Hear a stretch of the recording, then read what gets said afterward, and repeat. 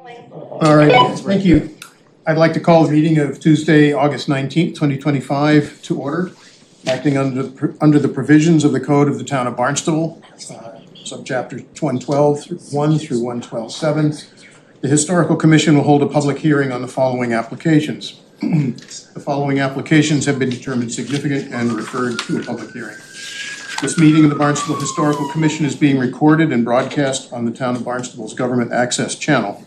In accordance with Massachusetts General Laws, Chapter 30A, Section 20, the chair must inquire whether anyone else is recording this meeting, and if so, to please make their presence known.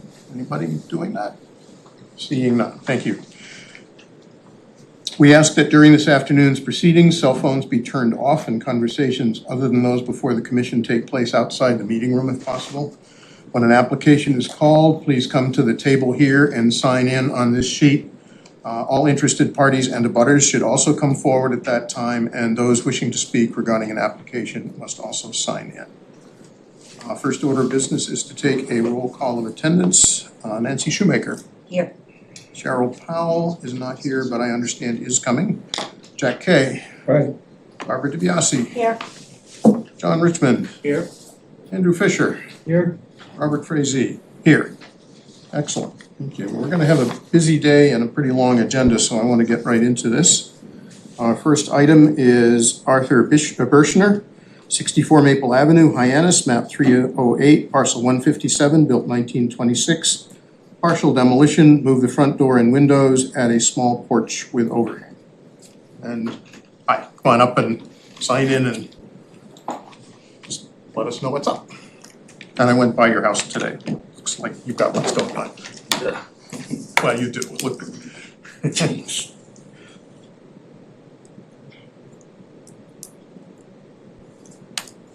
Thank you. So, here we are. Yeah. What do you see? Yeah. The idea is to make the deck and maybe change the windows, and if I could, I'd like to make my bathroom, it's a half bath and a full bath, but in order to do that, I may need to change the door location to that side, yeah. Got it. And we have some drawings to that effect that were part of the Yeah, some wow. intent, I think. It's okay. They don't have to be architectural renderings. They can be fine. I They illustrate what you just said, which Yeah. is useful. So that shows the change to the full bath and the covered porch in front, and the door moved from where the full bath is now Yeah. to the other side. And that's pretty much it. Anyone else here to speak to this? Oh, I beg your pardon, I forgot to formally open the public hearing. Could I have a motion to open the public hearing, please? So moved. A second? Seconded. All in favor? Any opposed? Thank you very much. Forgive me. Is there anyone here to speak to this matter? Member of the public? We didn't have any public comment on this, I don't think. Commissioners, any reactions? Thoughts?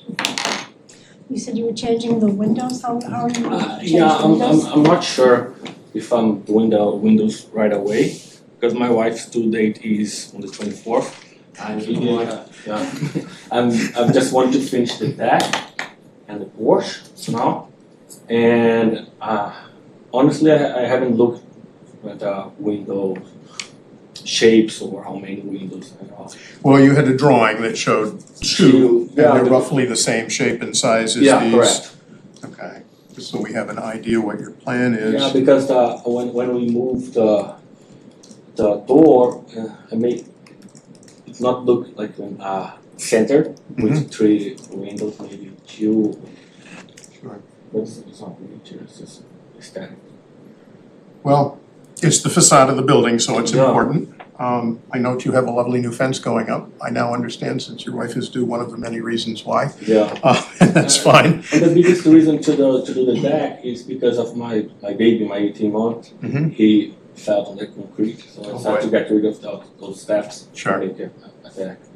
You're going to be very busy, I get that.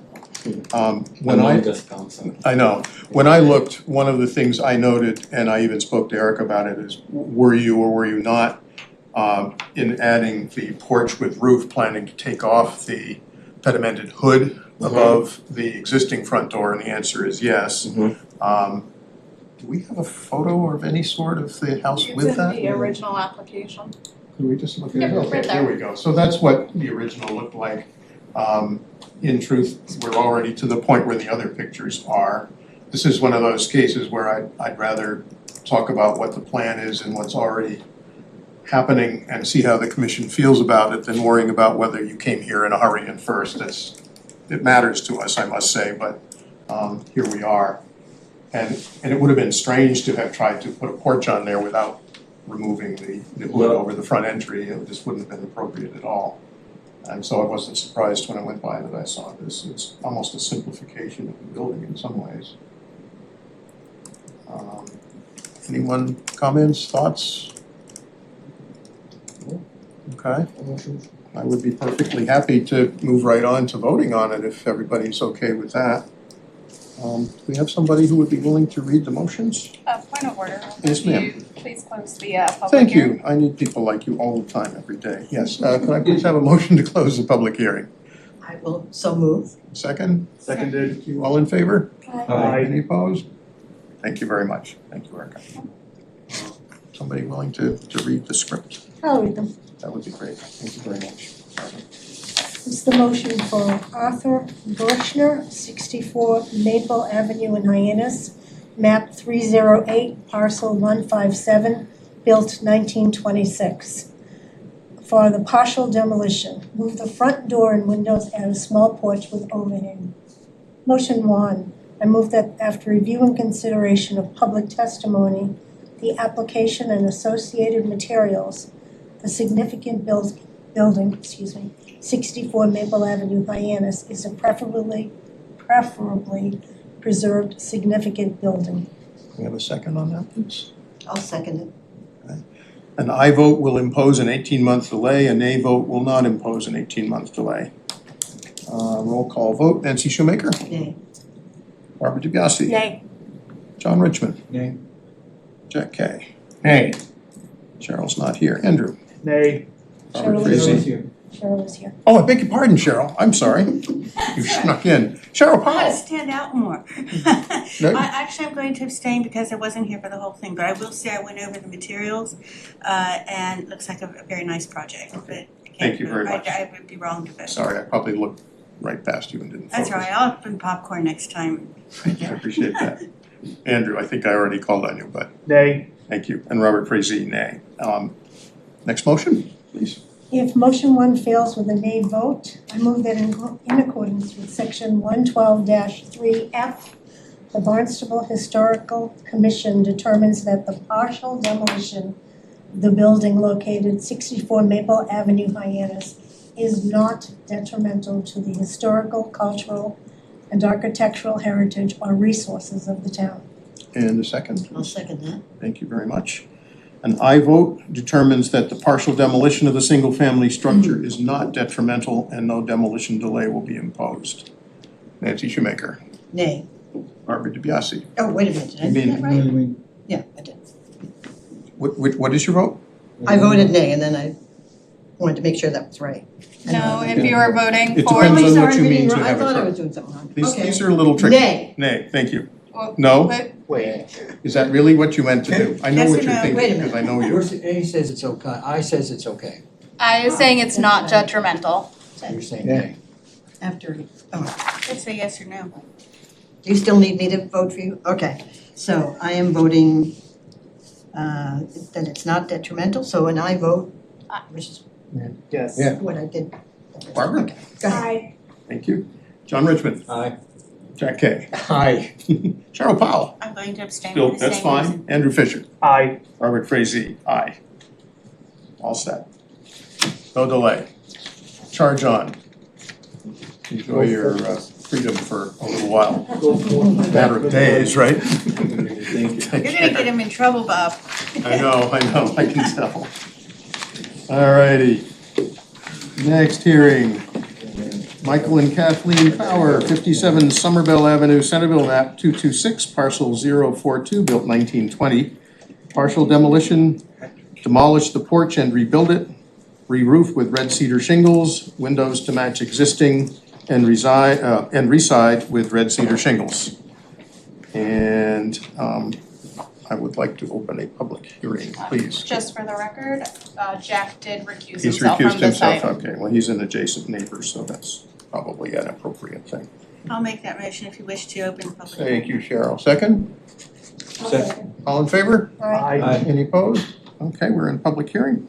Michael, you're here to represent the owners? I am, for the record, Michael Schultz on behalf of Michael and Kathleen Power. Good afternoon, Chair Frazee, members of the committee.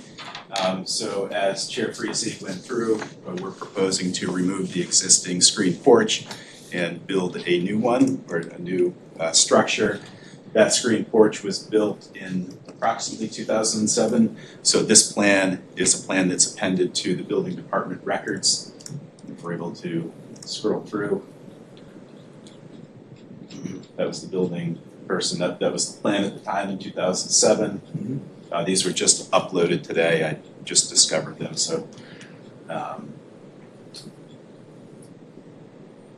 If we can keep scrolling through this. Oh, so probably. Over to Yeah. the other one. Go back to the original. I copied some to it. Okay.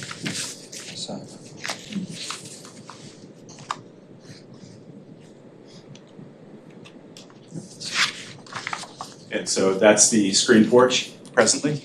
It was deemed structurally unsafe by an engineer. As you can see, there was a large tree that is growing to the right. Soil has grown up, it has rotted out beneath, and so it's led to this plan. The excavator would come in, he would rip it out, and then we would take off this section of the building. And if you could go to the next one, it's just an elevation showing existing conditions. Another one to the rear, to the side. And this will show the proposed conditions. So what we're doing is replacing this section where the existing porch is. We will be removing that deck. In conjunction with it, we would be residing with red cedar shingles. It would all be re-roofed, red cedar. All windows and doors would match existing. Those are the elevations, so that shows a few of the elevations. Scroll to the next. That is approximately 200 square feet, a little over. The second floor, it's more of a kind of a balcony room. Scroll to the next. That's the view fronting on Somerville, so that is the east elevation. And that would be the north elevation, so that would be a side view. And you do see on the right side of the screen the existing profile of the structure. Next. That is the west elevation, so the rear. Again, just a structural, so with that, the applicant is proposing that partial demolition, and would turn it over to you with any questions. Thank you. Thank you, Michael. Is there anyone here to speak for or against this particular proposal? Point of order, please open the public hearing first. I thought I did. Oh, did? Okay. Okay, On this sorry. occasion, I Yep, actually got to Cheryl did, yep. Sorry. Won't happen often, but it did. Yeah, okay. Well, seeing no one, I'd be happy to hear from any of the commissioners, their reactions to this. Any questions? Mr. Schultz? Mr. Schultz? I understand the second story, and I think that's fine. I just worry a little bit about that, the removal of the front porch. I mean, what are you planning exactly? Oh, there is no removal of the front porch. Isn't being removed. It's a back deck, I It's guess. a back deck that is. Okay, and okay. We're dealing with such small From the lots. Form B, it looked like, okay. Yep, so that will remain. The front will remain. Like lots of houses in that area, they're on steep hillside. And so you have some very different elevations from one side to the next, going back to the original. It sort of says it all right there. Yes, My that only doesn't question seem was like how will the two it's unusual. connect in some Yeah. detail? How will the new addition connect with The it? roofs are joined, That's the part I was wondering. but they are not physically, so they are actually independent structures. Let me Okay. see if I can find the elevation. The architect is in California, so he was unable to attend today. So if we're able to turn to sheet A 1.2, Corey?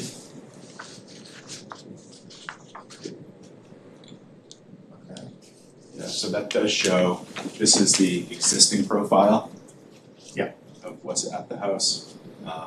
This is obviously the new, and they're not physically, like they're joined, but they're two independent, so they're not physically joined. The roofs are joined.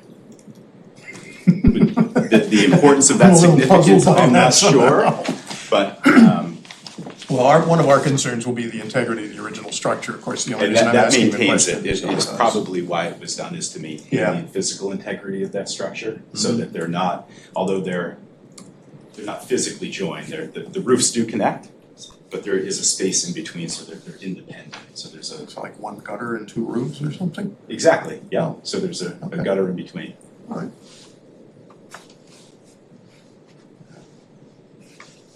Anybody else have any questions or comments? You good? Straightforward. I would entertain a motion to close the hearing. So moved.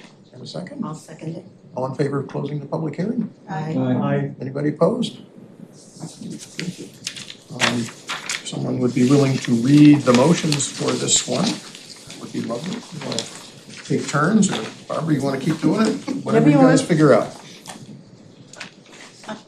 Oh, Go for it, you're very good at well, thank you. it. Appreciate it.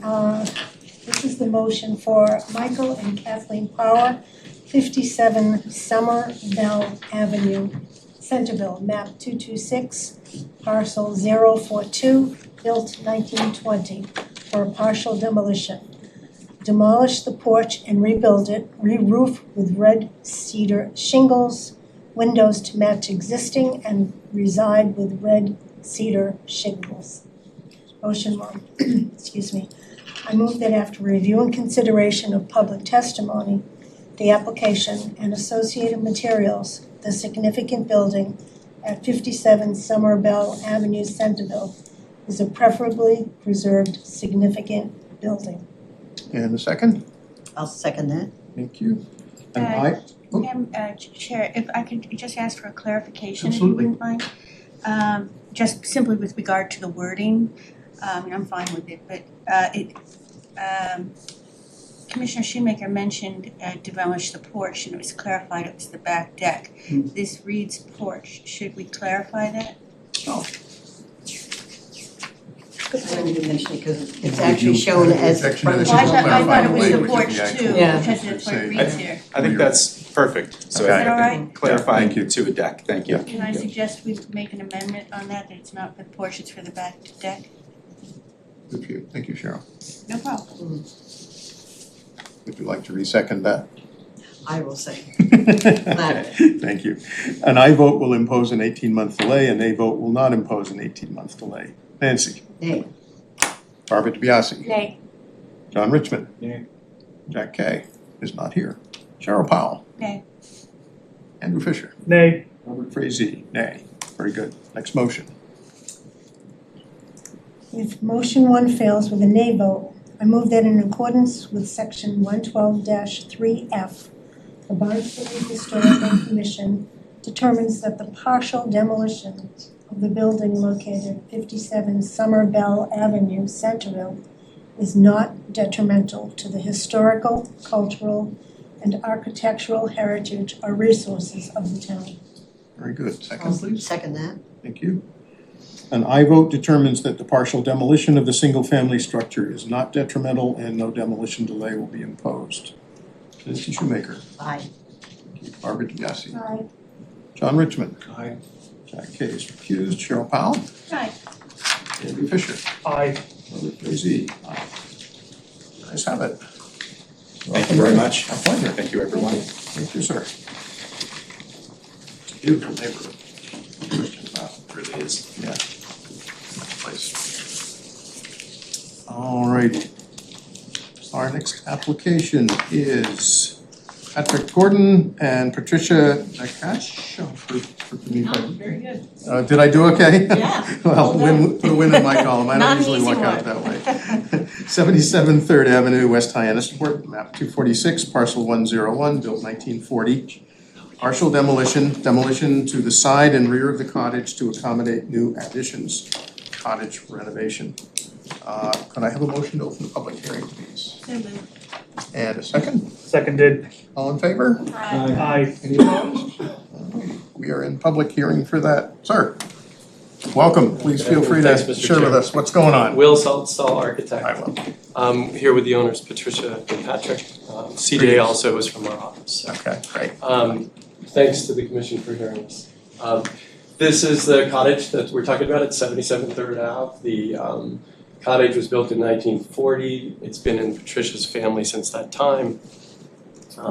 Patricia and Patrick are making a bigger investment in the property and asked us to look at restoring and expanding the cottage to meet their family needs. So we are, the building does not sit on a foundation. We're proposing lifting the building up. In that process, taking off the small porch on the left side, which was not original to the house, that came later at a date we're not quite sure of. There's a deck in the back that we're proposing removing as well. And then there's a garage over to the right of the house that was built in the 84, I think, that we're proposing taking down. We're proposing restoring the cottage as kind of the main living space for the new house and building an addition to the right with additional 1 and 2 story space as well as a garage to the right of the property. So we can go. These are just a few images that show the porch on the side that we're proposing taking down. This is non-conforming to the existing side yard setback. And we will replace this porch with 2 double hung windows that are comparable to the double hung windows on the front of the house. You see that door would go away. You see the deck on the back of the house that's proposed to be removed from the building. We are reconstructing the chimney as well. The chimney would be centered on the gable end of the house in the same scale and proportion as it is now. And there's another view of the cottage if we keep going. The square area in the middle, the north wall will be modified. This is where the addition springs from the existing or the cottage. And then again, you see the deck to the right. And then that's the garage that's proposed to be demolished. So this is a site plan. You see 3rd Avenue is on the right side. The cottage is this form right here, this existing rectangle. This is the proposed addition, new septic system in the back. Again, porch and deck that's being proposed to be removed. Similar diagram, just showing the green being the existing and the orange or kind of tan color being the proposed. And this is just a repeat of what's there. So, the top elevation shows the scale of the cottage and the garage to the right. As a result of a kind of rigorous architectural exploration, we're proposing some slightly different roof lines. We're proposing trying to keep the house as low as possible. There is a 2nd floor piece you see in the middle that pops up behind the house. And it's about 800 square feet of 2nd floor space that sits back on the lot behind the kind of 1-story parts of the house. Just the same pictures. So you see here some renderings of the proposed building. We intentionally obscured, there's a stand of trees up here in the front, which are important to the owners and the property, so we're proposed keeping those. So that's why we're showing the building obscured. We do have an image without the trees there. So you're not gonna have new trees instead of the But we're old not gonna have new trees, we're gonna protect it and keep those trees. That gives you a sense, slightly different angle from the street, the driveway to the right where it is now. Again, trying to be thoughtful to scale. We love the kind of the charm of the white cottage, the green shutters, the history behind that, the horizontal siding. The proposed addition is intentionally contrasting with a slightly darker gray siding material to kind of set it back and let the cottage shine in the front. And that just shows the trees removed with the second floor piece set further back. I think that's it. Is there any? So we appreciate your input. Thanks. Hope you'll consider the project. Thank you. Is there a member of the public here to speak to this other than the owners? I mean, and feel free if you have something you guys would like to say, but that was a pretty good, thorough presentation. Yes, sir? Nothing, Just a nothing's quick good. comment. You need to come in and you know the drill. You need to sign in, sorry. Just to keep a record of that. Thank you.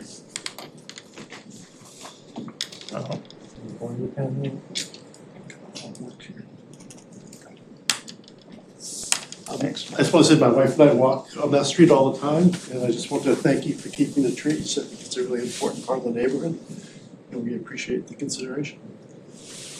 Thank you. Commissioners, any questions or thoughts? All your questions and thoughts. Mm-hmm. I also like the addition. I think I'm a little bit uncomfortable with the contrast in color. And I don't know why that is, it's just, it takes away from the historical aspect, I guess. Okay. I'm not sure I quite agree with you, but I hear it. I'm glad you said it. That's I important. like it. Nancy? I guess considering you're taking a kind of typical Cape house to some degree, and then sort of a postmodern off to the side, I kind of am glad that you're muting it. I hope the trees stay there forever, because that second story is pretty high, so that's the only thing I would be concerned about, but. John? To me, it's two different houses. And I think keeping the trees is great, I understand the muting. I don't wanna make a federal case out of it, but it's almost would have been better if you hadn't connected the houses. Just left us to decide about the cottage, which is fine, and built the new house, which we would have nothing to say about. Well, They don't go together at all. logistically, that's technically correct, that would have been a different way of approaching this. But I'm not trying to say don't do it. No, appreciate that. And we explored a lot of massing, including more, let's say, complementary Cape-style roofs, but they were more impactful. We needed some second floor area, and any of those schemes ended up kind of being the tail wagging the dog, you could say. So I think we felt this was better. I'm guessing you ended up with gables facing the street and things like that, right? Yeah, but to me, there's nothing worse than a kind of small Cape cottage and then a big two-story, Cape garage form right next to it. So we intentionally went in a different direction. Jack? Thoughts? I'm a history guy, and that's quite contemporary. Sure. It's nicely done. I'm not terribly excited about. It certainly is, the freedom of speech is there. So, that's just my personal opinion. I like old to stay with old and contemporary to be on their own, but that's fine. Okay. When I drove by today, I found it very charming, and it is. And I'm really happy you put the renderings together for this presentation because the naked elevations never quite send the secondary structure to the rear the way we hope they will, and the trees being present on the street were really important. You could tell, I think several of us thought that. Our trees don't live forever. I hope you guys will replant new ones when the old ones perish. But otherwise, what you'll have is a very intimate street with a very small cottage that is quite close to the edge of the street. And if you see too much more of the parent, what will become the parent structure, it's going to change the whole relationship and dynamic of what's there. It's quite aside from the actual architecture, it's just, again, the massing and the relationship between the substances of the two things. I wondered a little bit if the porch really had to go. I know that but from what you said, that it's a more recent addition, and maybe there's some, I heard what your presentation had in it, maybe there's some legit reasons to remove it, but to me, it's part of what helps hold the cottage in place, particularly if there's increased massing of a new other coming along with it. And that's more of a suggestion than anything. Our jurisdiction is really pretty limited to the original building, and I know that. The manner of attachment is very dramatic. It kind of is what it is. I don't personally see any reason to object to it. I'm hoping that the little cottage still shines through when it's finished. That's the main thing, and I get that that's the sentiment, both architecturally and from the family, and I think that's a nice thing. Cheryl, I'm sorry. This is a danger sitting at the far end of this table. I think Commissioner Shoemaker was worried that I hadn't spoken, but I was Yeah. actually the first one to say that I was Yeah, I gonna know, do it. but Oh, that was Yeah. when you had a different thought, but anyway, I do have one more thing to say, Sure. just, this is a suggestion, again, we are not the people who determine what you build, but what gets demolished on an old house, but possibly taking the new part, the more postmodern, back even 2 or 3 feet, so that might line up with the top of the old house, and put a window, I don't know if it goes back on or not, on the house, the white house as we see it. Just again, to back the house off a little. Now, maybe you can't because of the size of the property or something, but just only a suggestion. Okay, appreciate it. It would be tough to do it zoning wise. I mean, I do think we could, put a window in the gable if we felt it were strong, but we're trying to make the cottage work with the new building in terms of the interior flow as well, and it becomes harder when you shift it. It's not a very big cottage, so you don't have a whole lot of space to work with to get a doorway between the two of this. Right, Yeah, But our objective was that, to have it set back, so Okay. that the Even a little cottage would more and really then realize shine. you So we pushed it, I think, as far as we could. sure. Yeah. But that was our objective, really, is to have it shine. Did you have something to add, sir? No, I think it's beautifully done. I think it would blend into the neighborhood quite nicely. Thank you. It's a neat neighborhood. Okay, everybody satisfied? We could have a motion to close the public hearing? so moved. Motion? And a second? Second. Alrighty, all in favor? Aye. Any opposed? Excellent. We need someone to read the motions. I'm happy to do that if you like. Thank you, Cheryl. So, with regard to Gordon, Patrick, and Akachi, Patricia, so Patrick Gordon and Patricia Akachi. 77 3rd Avenue, West Hyannisport, map 246, parcel 101, built 1940. This is with regard to a partial demolition, the demolition to the side and rear of the cottage to accommodate new additions. Cottage renovation. Motion 1, I move that after review and consideration of public testimony, the application and associated materials, a significant building, 77 3rd Avenue, West Hyannisport, is a preferably preserved significant building. And a second, please. I'll second that. Thank you, Nancy. An aye vote will impose an 18-month delay, a nay vote will not impose an 18-month delay. Nancy Shoemaker. Nay. Barbara DiBiase. Nay. John Richmond. Nay. Thank you. Jack Kay. Nay. Cheryl. Paul. Nay. Andrew. Fisher. Nay. Robert Frazee, nay. All righty. And moving to the next motion, please, Cheryl. All right. I move that in accordance with section 112-3F, the Barnstable Historical Commission determines that the partial demolition of the building located at 77 3rd Avenue, West Hyannisport, is not detrimental to the historical, cultural, and architectural heritage or resources of the town. And a I'll second that. Thank you, Nancy. An aye vote determines that the partial demolition of the single-family structure is not detrimental, and no demolition delay will be imposed. Nancy Shoemaker. Aye. Thank you. Barbara. Aye. John Richmond. Aye. Jack Kay. Aye. Cheryl Powell. Aye. Andrew Fisher. Aye. Robert Frazee. Aye. You're all set. Thank you guys very much. Thank you all very much. Good luck with the project.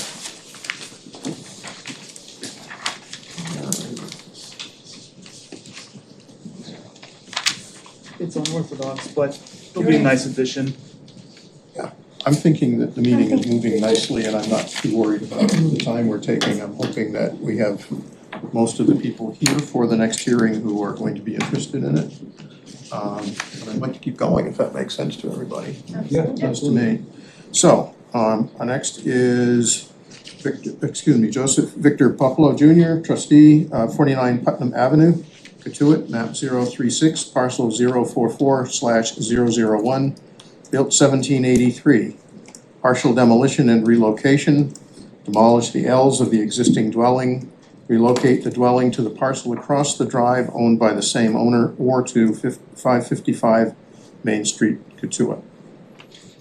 Could I have a motion to open the public hearing, please? So moved. And a second? Seconded. All in favor of opening a public hearing? Aye. Opposed?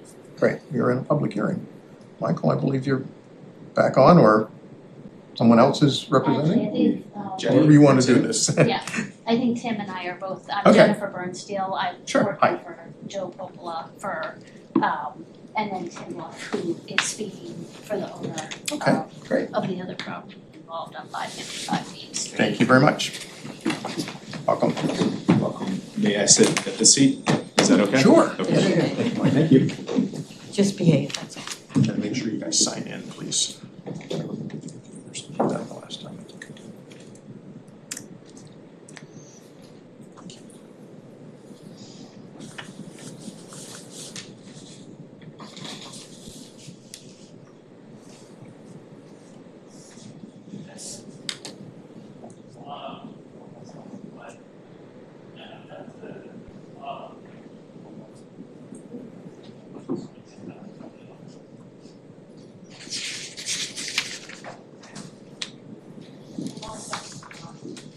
Want to just dive in and share with us what the plan is about, and we'll kind of wing it from there. I know there's been a lot of comment, I know there's a lot of interest. I will try and manage the crowd, so to speak, and we'll see how this goes, but do the best we can. The keyword being tried. Right, well, no, but I'm relieved that we're starting early-ish, which is very helpful, so yeah, plenty of time to have a good conversation about all of it. So the original plan, Joe Popola, approached me about, he purchased the house at 49 Putnam Ave. It's not a house Can everyone that hear they her? intend on reusing at this point or rebuilding anything in its place, but they wanted to move it to another location on the property, which was originally one property. So originally the barn where they're looking to move it to was the original barn of the original homestead, and that was the location that they were proposing to move it from the location it's at now to the location of where the existing barn was. That existing barn fell apart because of just age and neglect, and Let's just cut to the chase there, yes, for sure. yeah, so it was raised several years ago, and they were looking to relocate it in its place. We went to the state and wrote them a letter, and put a proposal in front of them to move it, at which point they said that, if we move the house, it would lose its historical designation, and we could reapply after it was moved if we would like to. They didn't have much more comment than that, but then, in the meantime, Tim's client, had come forward and had an interest in the house and reusing it and giving it another life. So I'll jump in and tell you that This is we. an alternate location as Yeah. opposed It's to the barn correct. site. So previously this year, I brought a proposal to the Historic Commission for 555 Main Street. Yep, which I think most of us will remember. Yeah, I was gonna say, it was a mansard cape that is very, like, between the Greek Revival and Mansard Cape, that's really the two most popular vernaculars in Katuitt. And this one was, it was a nice piece of work, but it had like a series of really bad additions, which we scoped off. We were gonna pick the building up. It had a capped cellar. This is a 2-acre plus property. We're gonna lift it up, move it over, have a driveway, and then we always had plans for a main residence in the back. So the opportunity arose when my client, who happened to be doing work for Joe, had a conversation about 49. And that's where in lay the thought of, I would be happy to give you this piece of property, I would be happy to help you move it, and also talk to individuals who would be willing to possibly, like Hayden and other building companies, Sylvester, to move it. So that conversation spawned the idea of taking this gem most oldest house in Cape and actually relocating it instead of letting it just sit there. And so that's the genesis of the history of the property where there was in fact a pathway to preserve the house and restore the house on a property just around the corner. So that's kind of brings us up to where we are today. Yeah, and Mr. Povola had contacted me, just to be clear, because he had an intent on wanting to save the house. He wanted to find a way to save the house, but it was not in a particular location that suited his future vision of what the property would be. But he was not looking to just come in and get a notice to demolish the house. He was trying to find a path forward to find a new life for the house, whether it was on the location of where the existing barn was, and then subsequently knowing that Tim's client would be wanting to use the house in some way because he has no real use for the house. He would just be preserving the house right now. But Tim's client does have a use for the house and is interested in preserving and maintaining the house. And there's definitely some chatter. Jenny and I have looked at some of the Facebook posts and so forth, and we understand that there's a strong commitment to making sure this house, obviously, people would love for it to stay where it is, but there's a lot of community interest in the house, and we appreciate that. It's one of the reasons why we want to try to find a way to preserve it, as opposed to, if this owner doesn't want to, could we have an alternative, direction? It's interesting that the house, although it is coveted by so many people, it's interesting that the house nobody made an offer. So Mr. Popolo was the only one who made an offer. Was this house that was on the market for a long time? I don't know how long it was, but it's just that they never had an offer. So It was at least 6 months. at least 6 months, maybe 9, I think total by the time it went to close, or a little later than that. So even though the community adores the house, nobody was willing to step up to the plate and buy it. And heaven forbid, put $1 million in to preserve it. So, I think that's important to put on the table, okay? So we have an individual who is willing to buy it, an individual who's willing to find a home for it, to preserve it, an individual who's not looking to crush it and put up a McMansion. No. There's been no discussion. There's been no discussion of redevelopment, right? So it's not within our, I understand, but I think it's that's not very within our important, purview. as we are on public I appreciate record, that. here we are on camera, it's important to state that, Yep, I okay? agree. Because I wanna paint, Jenny and I wanna paint the picture of the homeowner in the proper light.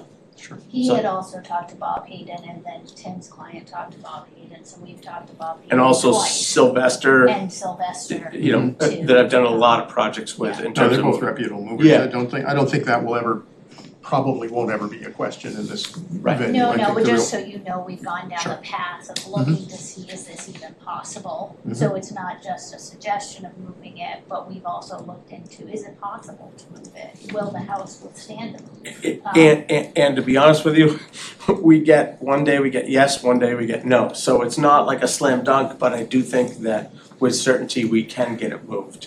It's just that, in today's day and age, with, utility lines and everything else, it is very expensive to move a house and very difficult to move a house. And it might be that it's cut into pieces and put back together to move a house, but it's possible. And we do have a commitment from Mr. Hayden to make it happen. So, yeah, there has been a lot of work put into the possible move. It's not like we've just said, let's do it and we move on. No, we've looked at the logistics of making it happen. That's Yeah. where we are right now, to be Okay. totally 100% honest. Yeah, and both Appreciate of that. us have a commitment to preserving the house. We do. And that is our intention of being here to find a new life for it, is because we also have a commitment to wanting to preserve the house. And your client and my client are both willing to write the checks in order to make that happen. And this site that we have at 555 Main will easily handle the house. And we have, it's actually a corner lot where you go into the old Katuitt School. So we actually have a way to bring the building down and slide it over onto a foundation. So it logistically, that lot will handle the move pretty nicely. It's Is supposed to it regulate correct for a lot. us to, as a commission, interpret this narrative as the 555 is the preferred location as opposed to the I think original yes. parent lot where Now the that barn that- was at this yeah, point? Now that that's come into be a possibility, because Okay. they really didn't have a use for the house, they were just moving the house. But knowing that Tim's client would have a use for the house, No, was I willing to understand that. maintain it. The reason I asked Yeah. was So simply yes, I think because yes. a big part of your initial narrative for MHC spoke to keeping it on the parent property even though not Yes. in the original location. And, you know, that moves it into a potential hypothetical gray zone as opposed to a black and white win-lose column, Yeah, which I don't really even want to get into a debate about at this point, but nevertheless, you lose that option and it's not a gray zone when you move to a different property. We recognize that. And there's no longer the, no longer the locational integrity for the dependencies which depend upon the parent structure yeah. for their value, their listing, their significance. And I'll come back to this later because I want to read some of the public comment, which I'm just reading little snippets because I want to have a gist of it for the record. I have edited out any personal comment about it, honestly, because I think that's appropriate for many reasons you just mentioned. But I will say, the preservation of it as a farmstead was always the original program. And that's been documented by one or two of our correspondents, correctly so. And some of us knew the parties who originally did that personally.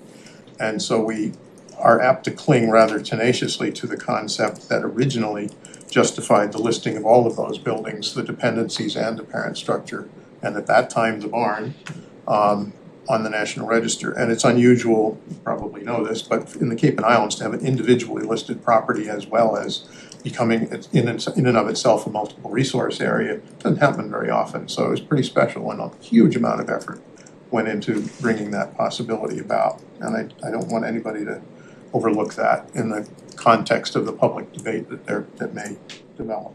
Okay? Did you have anything else you wanted to tell us about it? I mean, I appreciate that information. You know, we're happy to answer any Yeah, no, questions. feel free to jump in, obviously. But I feel like that you are pretty much up to speed. Okay. There might be minor details that we haven't brought to your attention, but I think you're up to speed as to exactly the history of the purchase and where we are today. Okay, well, I appreciate that, and thank you very much.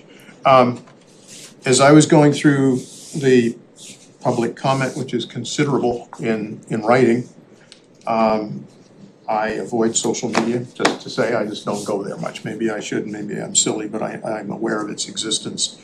I think the temptation in spreading word about things is to hyperbolize and misjudge and mischaracterize things, and it's not always the intent, but it's sometimes the result. And I want us all to try and avoid doing that as we have a conversation here today.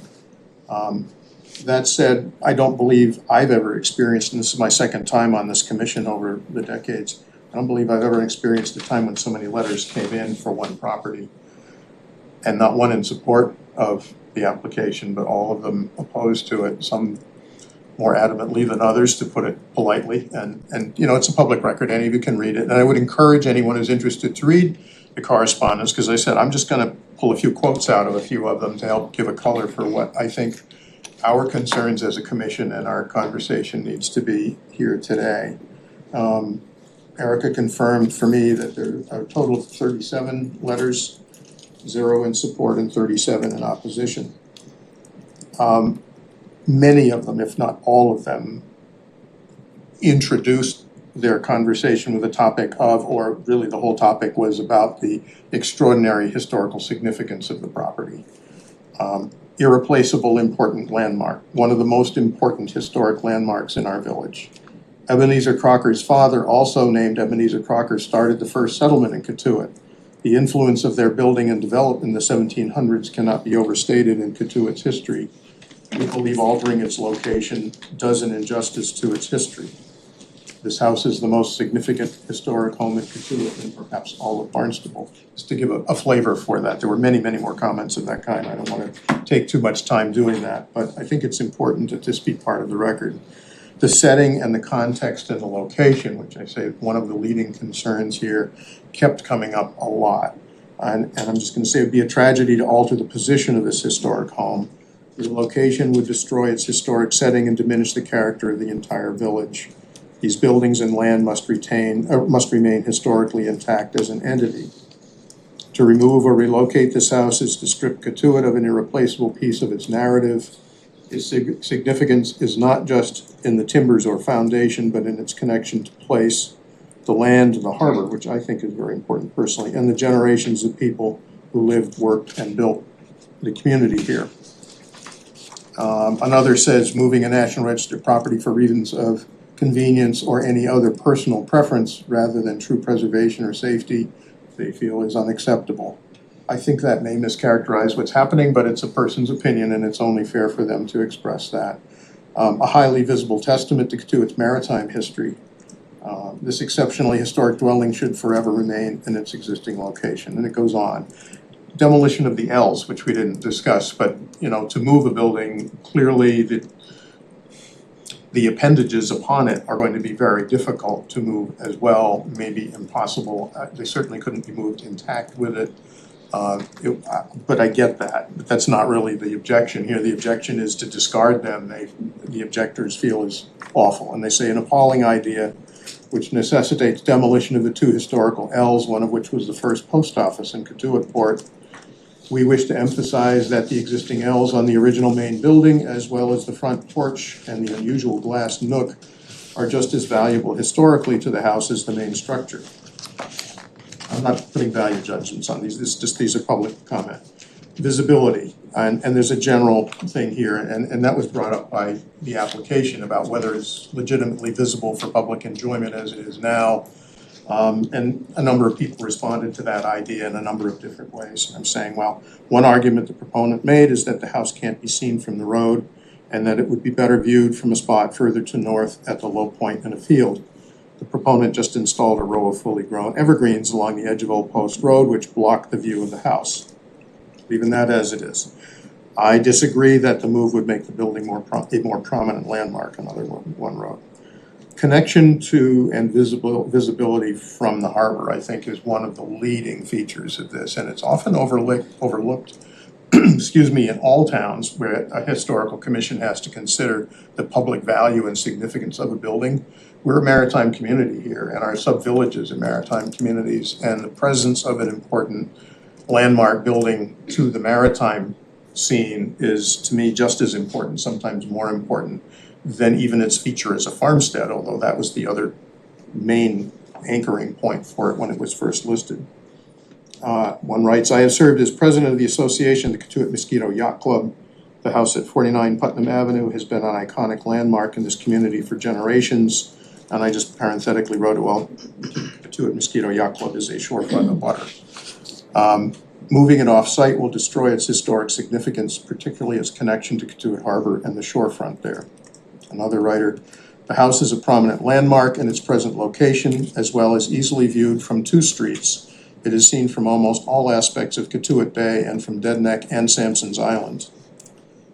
A picture from the water might give a sense of this landmark's prominence and its integral relationship to the harbor. And I believe one of our correspondents sent in a photo, and it's in the record. I thought it would be appropriate to put that up in this context, and while it goes up, I'll just keep reading. Several others mentioned the late Dr. James Gould as the inspiration for some of their sentiments, and I want to say that I 1,000% share their sentiments on that. Jim was a dear personal friend of mine. He gave his heart and soul to Katuitt and the villages of Barnstable, and inventorying them, he and Harriet Ropes Cabot jointly secured the National Register listing. And it must be that their work does not get wasted, whatever that turns out to mean, right? Long run, that to me is one of the most paramount values here. And it says, my mentor was the late Dr. James Gould, who was instrumental in the inventorying of Katuitt's homes. The claim that moving the structure is wholly appropriate and will make it more prominent in public view completely disregards the true impact of the Cocker House and its prominent place above the north shore of Katuitt Bay, where it has long dominated the historic heart of Katuitt Port's maritime history. Another, Jim Gould loved and researched countless historical homes, but he had a special affinity for the house in question and the entire Ropes Farm complex. On his Katuitt history walking tours, Jim would dwell long at 49 Putnam, expounding on the storied history of the home and its environs. Another, if there was one home that Mrs. Cabot and Dr. Gould would have hoped their legacies would protect, it would be the Ebenezer Cocker House. A property like this brings with it a responsibility for historical stewardship. And lastly, one wrote, moving the structure seems like the worst possible outcome, the very antithesis of what Harriet Ropes Cabot and James Gould intended. I didn't weight those, that's, you know, and you can read them. I'm sincerely saying that is the sentiment, those are the sentiments as a preponderance expressed by those who wrote letters. And some of them, some of you may be here in the room. I want to ask you to try, if you wish to speak, and you're welcome to do so, try and limit your remarks to something that hasn't already been said or expressed so that we, for the sake of time and impact, have a way to go forward with this. But I would, One more comment. yes, ma'am. I just wanted to mention that Tim and I have had several conversations also with Sarah Forget at the Cape Cod Commission, trying to work with hand in hand with them as well. Good. So we haven't disregarded that. No, I appreciate that. I have one thing too, I'll be brief, but yes, and I work with Sarah a ton. Sure. I've worked with Mr. Gould a ton. Okay, so I totally respect the man and have done a lot of projects in Katuitt. My firm and practice is in Katuitt. Yeah. So that goes without saying. Some of the comments, to be fair, we've never ever, not Jenny and I or any of us have ever said that the relocation of the house is something that would benefit the town. Okay, that's not the case. The fact is that we are trying, Jenny and I are trying to preserve this structure. The relocation of it to another site is an option.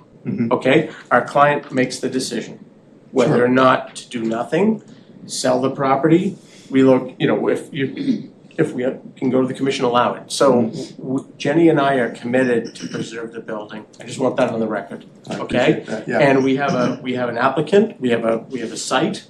And we have somebody who's willing to take it. We have clients and applicant who are willing to spend the money to relocate it. So that's our goal, for the record. It is not to make this go away. We want to preserve it, and we feel like relocating it is the best option. Okay. Thank you. If there are members of the public who wish to speak, I see one right here. If you come up and sign in, please. Sure. And that would be fine. Thank you. Thank you for your comment. What am I? The name is probably sufficient. Hi, I'm Jamie Jackson. I live in Katuitt at the corner of Main and Lowell, and so I'm very close to this property. I also grew up sailing in the yacht club, grew up like getting prizes off of the porch of this house. It's a very dear property to my heart. I think that I'm gonna highlight a few things. I wasn't planning on mentioning money, but it's been mentioned so many times already in statements that I think as a town of Barnstable employee, one of the reasons that I didn't put an offer in on the house is because I don't have the money. I think it's a bit of out of touch to talk about how, you know, people aren't putting offers in on multi-million dollar homes. But beyond that, I would really advocate for this commission to recognize that your power and your decision making is in like staying this for 18 months, right? And we've heard that like money is in hand that could make this happen right away. And I think you've had like very clear feedback from the community that the community is really like not ready for that to happen, and that there's a lot of significant concern over this historic home and property. And I think one of the biggest, if not the biggest, is the impact and the integrity of our shoreline in Katuitt. I think one of the really unique things about Katuitt is that the integrity of our shoreline has been protected more than a lot of other towns, villages, places on the Cape. And we're starting to see negative impacts of that in this area. I wish Phil's photo spanned out 2 more properties because we're already seeing that the shoreline is being degraded and it has a huge impact on the view from our waterways, on the integrity of the hills there. And yeah, I think it would be an absolute shame for this to move forward. And I also have questions about my understanding being that 555 is also a historic building. So if we're moving it to that property, how are they both, how would that interplay look? I don't know. But yeah, so very much in opposition of this moving forward. And I'm wondering why Mr. Pablo bought a historic home planning on not wanting to have a historic home. So, but that's not for me to answer. Thank you.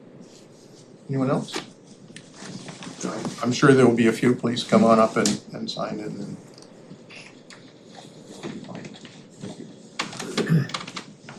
I'm grateful we're now in a room that's universally mic'd instead of having people have to sit down in front of a microphone. That's huge. Well, I think a lot has been said about the setting, and that, I have an analogy. Please speak up just a little bit. Sure. Thanks. My husband says that all the time. Sorry. Moving 49 Putnam Avenue is like moving the Statue of Liberty from New York Harbor to Central Park. The statue would still exist, and it would still be in New York, but it would no longer carry the same meaning. Its power comes not from the structure itself, but from where it stands, what it overlooks, and the history tied to the place. The same is true here. The house's significance is inseparable from its setting. I see another hand up. Oh, right.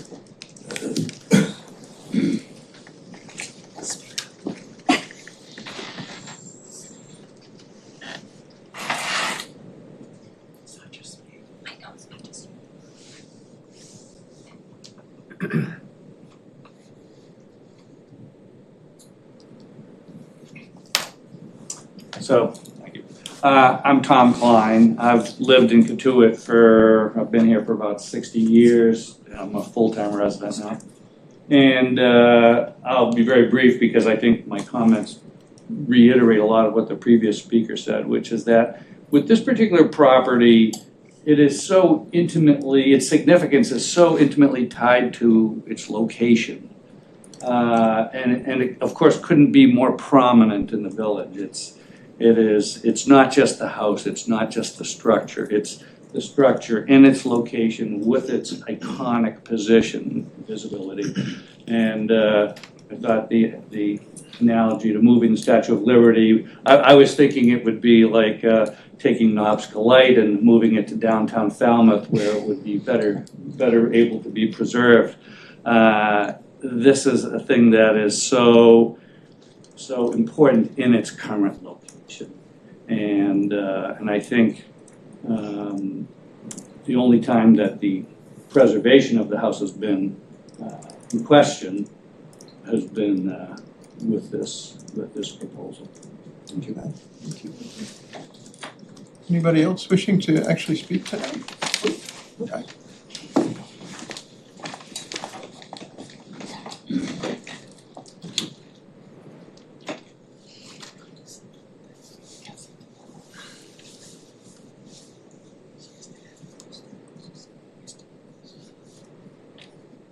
I'm Molly DeMello, the president of the Historical Society in Katuitt and Santuit. And we totally oppose this whole altering or opposition to moving the Ebenezer Crocker House in any way. Many things have been listed. I wrote a letter and submitted it, so I don't want to repeat, but the stories in the background of this house, the location, what it means to our little village are just so important. And as the Historical Society president, we all feel that we are strongly against this. Thank you. I saw at least one of the, yeah, okay, there we go.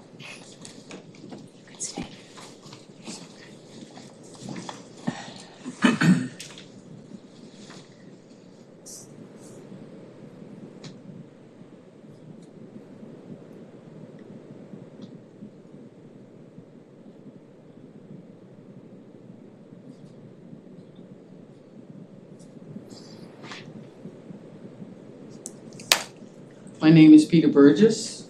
I would like to represent not only myself, my husband, but also the former owners of Ropes, of the Ropes property.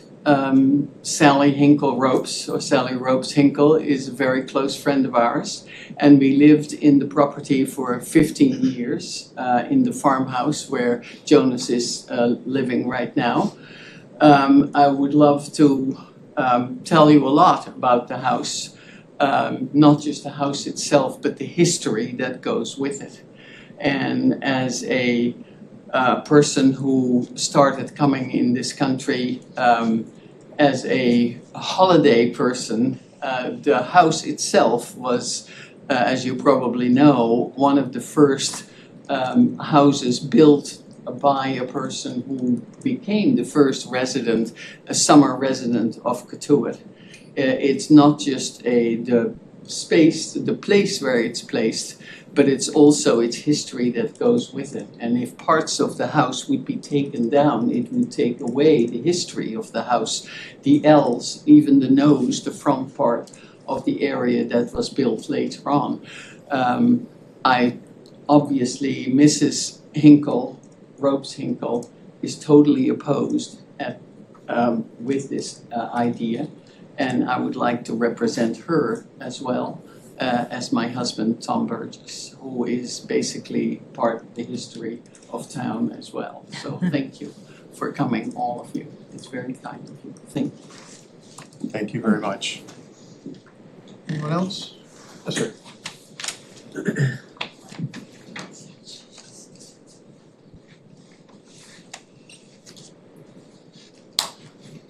Excuse me, Michael Nagel. We live in Katuitt. I drive by there every day. Both these people mentioned the sale of this piece of property and the length of time that no one else, 6-9 months for an extremely expensive piece of property is not a long time. That's number one. Number two, when you have a historic property and you put it for sale, there are restrictions on it. And people, as a buyer, I know I'm getting restrictions on it. And so he bought it, he knew those restrictions were there, they're still there. Thank you. Anybody else? Phil? Sorry.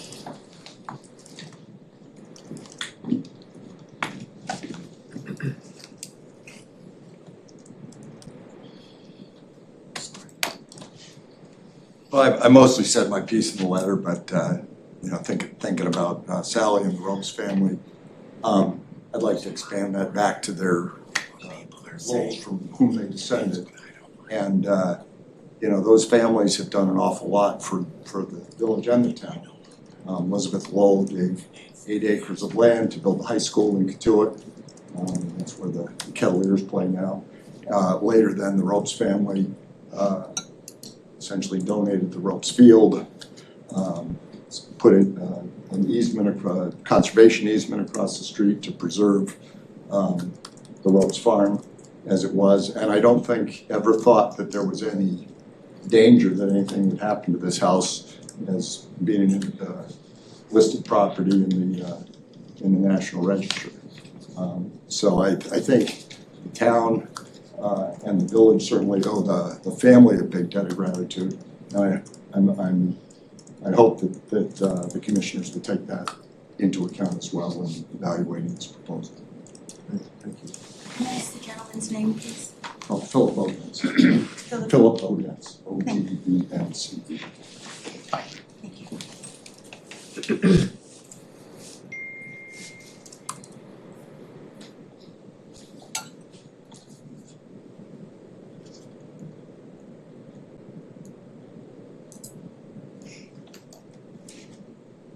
I'm Sarah Molyneux, and my husband and I represent my family in being here today. I agree with all of the comments that sincerely oppose the removal of this house. You know, an antique house can outlast so many other aspects and generally doesn't get an opportunity to survive. So this house in particular is the gem, the jewel. It is seen from the bay. It is a maritime part of the community. And if it moves off of its original foundation, it loses a great deal. And the property, I believe, will just become another non-historical, non-viewpoint with nothing to see. So please, save the house. Thank you. Anyone else? You all set? Well, thank you all for I your. think we have one more in the back. Oh, I beg your pardon. You need Come to on wave up. harder. I didn't see you. Thank you, Mary. And speak loud. Okay, I'll speak loud and hope I don't get nervous. I'm Maggie Casey, and I live at 165 Main Street. How do I spell my name? You're on your own with that. I'm from the north side of Chicago, and I'm going to tell you quickly that I came to the New England Conservatory, so I'm here in Boston. And as all good New Englanders do, they go to the Cape. And I'm going to tell you that I'm new to the Cape. I've only been here since 97 rather. I came with my husband. And we came because he had a squash partner who had a home on the harbor. And we had lunch one day on the harbor, and it was a magnificent Cape Cod day. And I sat there eating my chicken salad and said, this is a very special place. That harbor is a very special place. This home with this shoreline and this bluff and the park across the street and the little winding road and the little winding road that goes behind it into the knoll where the barn used to sit is Katuitt. That building is no different than the library in Katuitt or the Federated Church or any other structure, and I would say our post office, although I love our post office. It's no different. If you moved the library or you moved the Federated Church, the town would not be the same. This town, this shoreline, this Ropes Beach, this little bluff will not be the same in this corner. There's a lovely little hill that falls down from Putnam, that falls down to Ropes Beach, where you have the Mosquito Yacht Club. And the Mosquito Yacht Club is about this big. It has a little shed, and it's probably one of the oldest yacht clubs on the Cape. It has a beautiful little skiff. If you took away our skiff, it wouldn't be any different than taking away this lovely homestead. And the historicness of it are the people who have lived there. I came to Katuitt because the people from Harvard and people who like to think came here. This is part of thinking. This is part of people who like and want to protect what we have. It's very special. There's nothing else like it. There's no other place in America. As you all know, if you've all traveled America, no, there's no place else like Cape Cod. So please help us protect our little village. It's a wonderful little spot, and you can come and visit, provided you do not exceed 30 miles an hour down Main Street. Thank you. Thank you. Can I speak too? Oh, sure, sorry. It's the danger of being behind there. I apologize.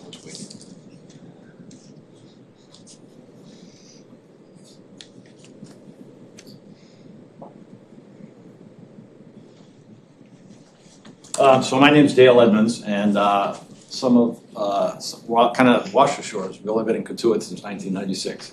But our family was attracted to the town a lot because the historic appeal to what it presents. And I think the town has done a great job preserving so many of the structures in town.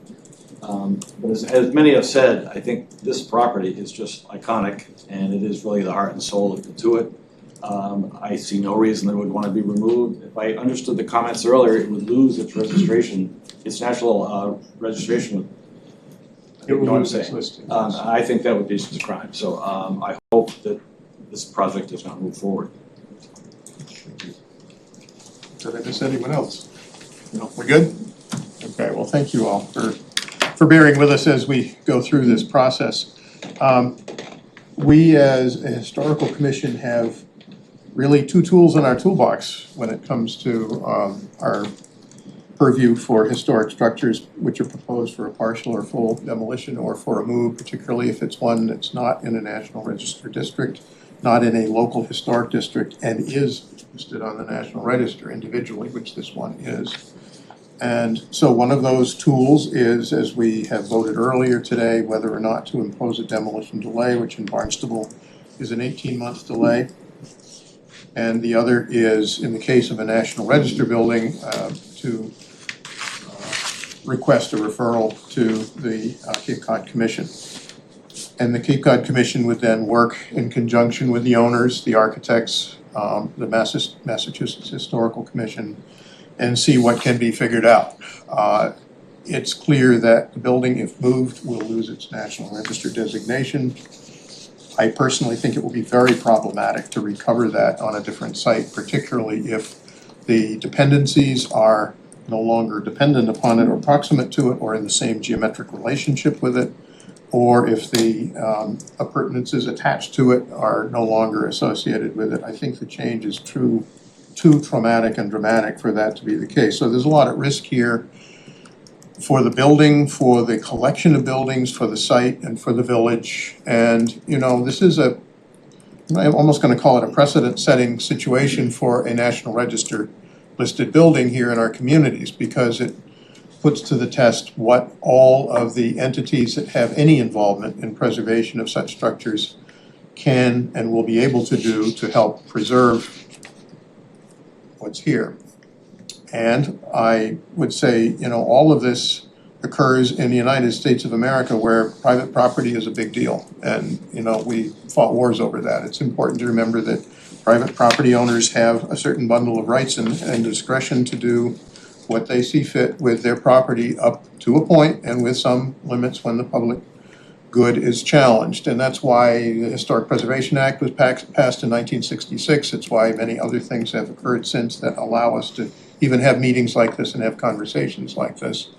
All that said, what I would propose doing now is polling the commissioners individually while the public hearing is still open, and I'd like to do that one at a time and just see how you feel about this, what your thoughts are. I would then close the public hearing, and I would ask for a vote on the demolition delay. And depending on how that goes, Michael, I'm certainly happy to call on you in a sec after that. I would then, depending on your determination, see about the commission referral. Michael, yeah. Yeah, I'm sorry to interrupt. No, that's all right. Just, Go right you know, ahead. as a point of clarification as far Sure. as jurisdiction. So I do think that the only thing that what's before the commission is the referral to the Cape Cod Commission.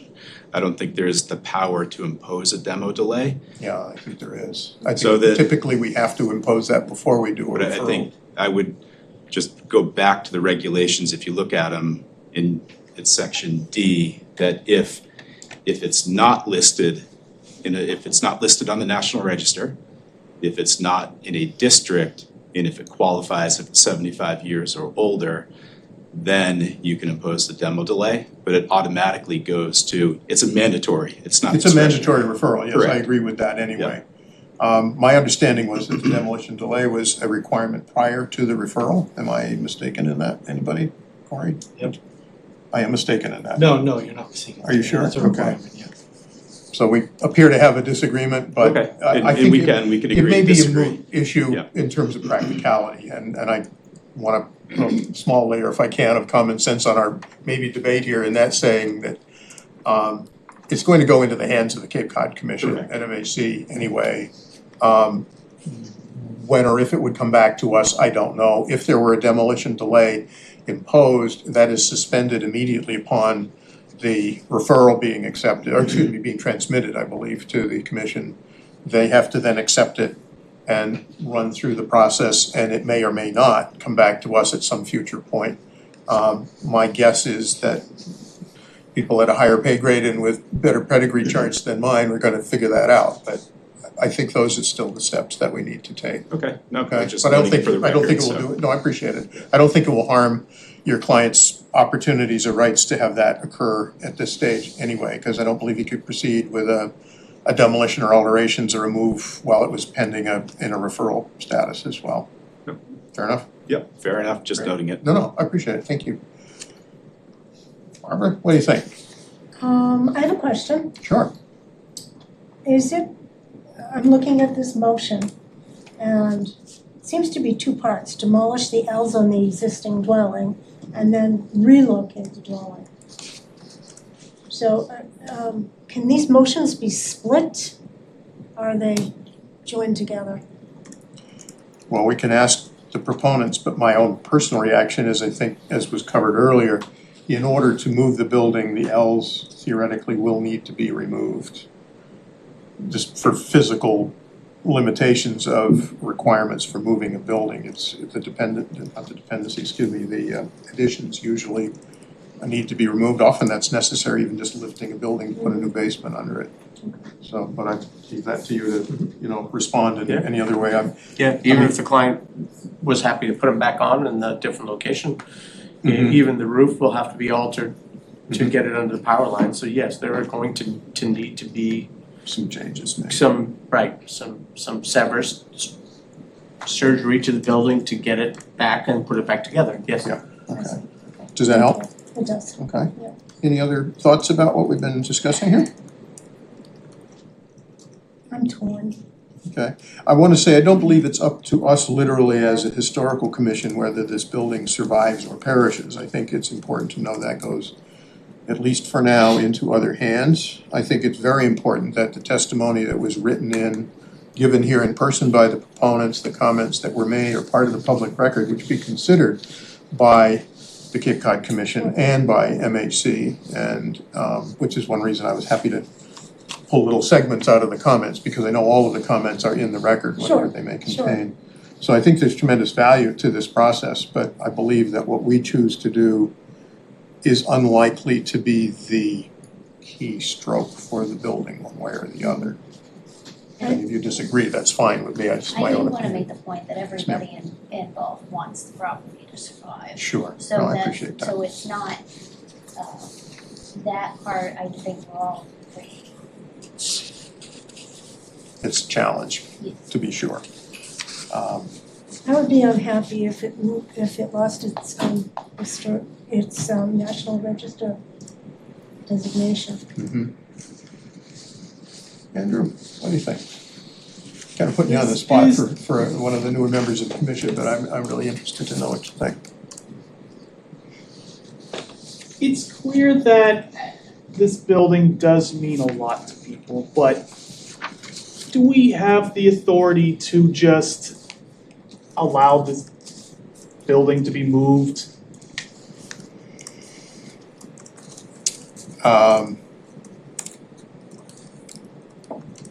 No. Because it's listed So all on. we can do is just determine whether or not it can be demolished or partially demolished or not. As Attorney Schultz brought up incorrectly, because it's listed individually on the National Register, we are basically required to refer this proposal as if it were a partial or a full demolition, which it is, a partial demolition in fact, to the Cape Cod Commission, and that's kind of our next step. So I think the language, is it a substantial alteration? Yeah, well, Right, so you're right, I'm sorry, I'm just stepping over that because I think it's pretty evident even in the applicants, this is a major alteration. But sure, you're right, that's correct. So if this motion were to fail, would we,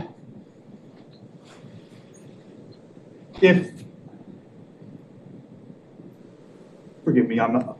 No, that's okay, you're doing fine. But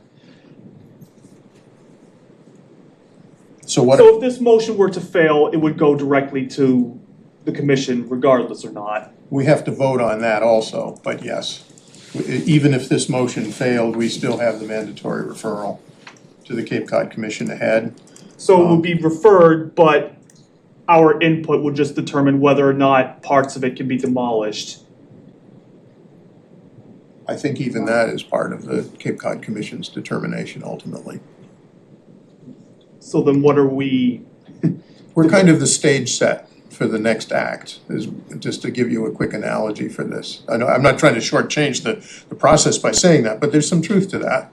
And that's why I say the foundation we lay here is beneficial going forward from a preservation perspective, as is the testimony of the applicants and some of the alternatives that they've developed. So if you're wondering, you know, what happens if we vote nay on motion 1 and we don't impose a delay, we're still going to refer it to the Cape Cod Commission. I'm going to say personally, I think I would prefer to impose the delay because I think it sends a stronger message to the Cape Cod Commission about this commission's sentiments. I don't think you doubt that either. I'm just saying, you know, just for the sake of interplay of the words to answer your question, I think that's probably what's going on. No further questions. Okay? All right, thank you though. Cheryl? I have 4 questions actually. One is a clarification from Corey. With regard to the Cape Cod Commission, do we have to impose the 18-month delay, or is that an option? Before the Cape Cod Commission, if that ends up, I just wanted to clarify that. The other thing is, can I ask the applicant, please, if it were a nay, what would be the plan? I mean, weren't able to move it, what would be the plan? This property. Truthfully, we haven't discussed that. So we don't have a plan, like, it's not like we're saying if this doesn't happen, he's gonna come back and ask to demolish it. There has been no plan discussed other than relocating the building. Well, I come back for your next 2 questions. I just want to add, typically when we impose a demolition delay, the strategy behind that is to buy the resource some time for other alternatives to come to the surface and manifest themselves in a way that can become mutually agreeable to all the parties. And I think conceptually that's probably what we all envision for a commission referral, Cape Cod Commission referral, and in the involvement of MHC and others. You know, whether other entities will pick up the story and try and promote it as a preservable option, you know, one of the 10 most endangered kinds of things, or maybe the most endangered alternatives. Those are the concepts that might play out in the course of time before we'd be talking about somebody coming back for a full demolition or something. At least that's what everyone would hope. No, and I just want to set everybody's mind at ease, there's been no other discussions. No, I appreciate that. So, Thank you. these are the discussions. Okay, thank you. Cheryl, you had Yes. other questions? So, Mike, just to explain the rationale for the questioning is, there's a thing called death by neglect, and what I would not want to see this property to suffer that fate. One of the things we did on the HHDC, we had a very similar thing. And what we did was once after it moves, it's off the National Register. So if it's off the National Register, the question would be, and it's a legal one, how would it be protected? And to the, what we had done with HHDC is there was a obligation to, if it was a completely different structure, of course, and it was much more fragile. So we were afraid you'd pick it up and it crumbles in your hands. There was an obligation to build a replica of anything that happened to go missing, so to speak. That is one of the possibilities, and there's also a thing on.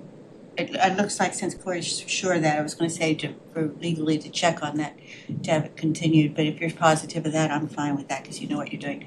That takes care of my questions and thoughts. Can I speak to? Sure, absolutely. Two of Cheryl's questions. Go for it. Number one, my client would be definitely willing to impose restrictions and maintenance program and, you know, just basically whatever the commission feels like they would want to impose as a deed restriction to protect the house for their family and the families to follow, number one. And number two, I think that we would want assurances from the building movers that we could, in fact, put this back together exactly as it sits. I had the privilege of being involved in the Barnstable project that was next door, where we moved 6 houses together on that site and put them all back together, and they came out really well, and the commission was very happy. So I think that most people who do this for a living, especially a 6th generation of building mover, would give us some guarantees that we would not implode the structure or damage the structure, that we could in fact put it back together exactly as it sits. And we have discussed all of this with Sarah Korchif also. Yeah. Good. We've mentioned- documented existing conditions, Yeah. we have those, so we have a blueprint to put it back together. Sure. So just to answer your question, Cheryl. I want to thank you for addressing those concerns. Yeah, that's very helpful. And you mentioned Sarah earlier, I should have responded to that previously. We have obviously a good working relationship with Sarah as well. I'm sorry she couldn't be here today. I think she would have been very interested in this. I'm sure she will see the video of it and discuss that with you guys. We have had many applicants in the past year or so who go to her before they come to us, which is honestly smart if it's a National Register property, because they address some of the issues we would otherwise have to raise and perhaps have to go to a referral, and it eliminates that necessity, or reduces the probability of it being necessary. Maybe I should be correcting myself, but it's a good concept. And in the process of wanting to do our best to try to preserve the building, we want to make sure we're following all the right paths. Sure. She's a great resource. I She know is. Michael, Jenny and myself have worked with her on multiple Yeah, I'm not projects in the surprised to hear past. that. And we definitely want her input from the get-go so that we don't waste your time. No, I appreciate it. And Cheryl, to your point, whenever MHC is involved in something, they pretty much always are looking for preservation restrictions and assurances going forward, whether there's public money involved in the process or not. They absolutely are if there's public money involved. So I think the likelihood is you would see some kind of a resolution involving a future assurance for the building, both in the move and in the ongoing preservation. Nancy?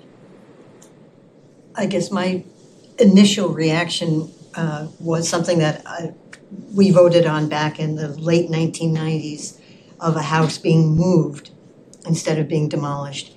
And in the process, the house imploded. So I'm a little nervous about. Is this the structure that was in Osterville? It was in Osterville, yeah. Michael, that might have been before your time or when you were still. Little bit. Little kid, Heard about it. but I remember it. And it was back in the days, I bet you do, back in the days when historic preservation in this town was essentially supervised by a paid department staff of 1.5. It was Pat Anderson, and she had steered the commission towards a resolution about the building, and it did collapse. We'll just leave it at that. The person in charge of it, essentially, it was required to replicate it and probably pay a fine. I mean, but the point is, there was no, I don't think anybody would intend for this building to disappear if they're trying this hard to make it survive. I don't. But the risk is still present. Well, the risk is present no matter what. That's true. And your movers will say that I would too. disagree. Oh, okay. I would disagree, because I am familiar with that project, I know the builder who was associated with it. Okay. And I feel like that project is not a good comparison to what we have. Well, that's fine, and that's a good Here's the comment. reason why I say, Mhm. there was no proactivity on that project. And I can't to begin to state what the intent was of the person who took it apart. Did they really want to preserve it or not? Well, I was trying not to ask that question. Okay, but I'm gonna You tell do you, it I'm gonna for tell me. you, I'm not a judge, so I'm not gonna go there. But I can tell you that the difference here is that we're gonna be proactive. We're gonna have experts. We're gonna put it back together the way it was. We're gonna use people who have done this for a living for 6 generations. So what happened in That's a big Osterville is big difference, I okay? agree. Because nobody thought about the possibilities, and I don't think anybody really cared about how that demolition or that was done.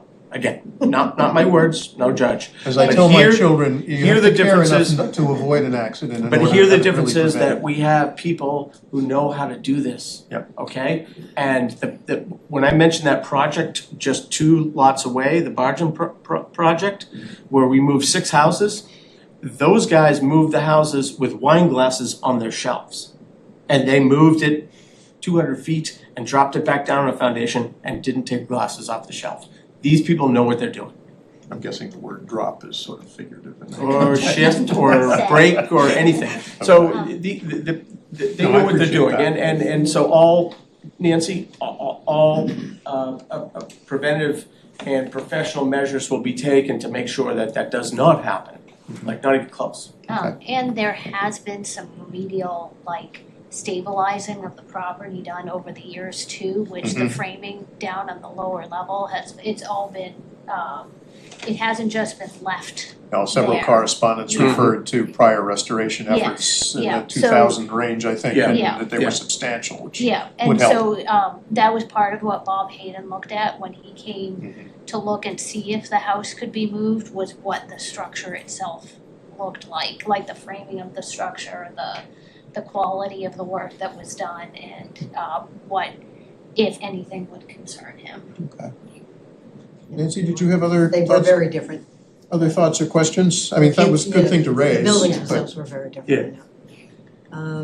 Yeah, just that house has so much history. Yeah. Not at the house, but Jim Gould and I taped Harriet Rope's cabin. And Thank pretty you. neat lady, very neat lady. John, thoughts? If you don't mind, I'd like to hear from Jack first. That's fine. I don't mind that at all. Jack, you're on. What are you doing to me? He just handed you a bag, as they say. Experience. Bag of squirrels. But I'm gonna see if you're gonna say anything I would say. Go ahead. All right. This is a tough one. Yeah. I've spent my entire life doing exactly this, historic structures. I rebuilt homes on Route 6A that were built in the early 1700s. So this is part of me.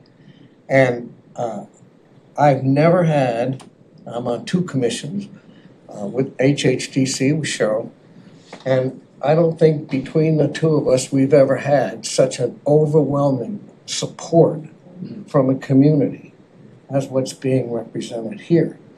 And I find that to be critically important to the community, that we recognize the love for this project, this property. And it puts me on a terrible spot. And I almost want to say I'm not qualified to vote either way for this. I would prefer it to be in somebody else's pants, not mine. But I understand what you want to do with it, and having had some experience with moving houses, yeah, they've always been successful for me too, but for some reason might not always look the same. And I know the guys that you're working with, and I know how good they are. There's no doubt about it. And I certainly would sit here in front of all these people and claim that they're not a good choice. They are the choice. But for me, I would like to see somebody with more, like the National Register and those kind of people, to have a bigger say in this than I do. I respect everybody's heart and soul in this, and I love buildings, and it's a beautiful spot, and I would probably have to yield to the wills of others. Thank you, Jack. Nicely said. John, how do you do? This is very discouraging. Between the 2 parcels, there's 4 acres of land. I don't understand why he wants to do away with this house. With his resources and your firm's talents, he could build a legacy house elsewhere on this property. He could use this house as a unique guest house for friends and family. As a trustee of Boston College, he could invite people down to discuss legacy, which would be ironic if he does away with it.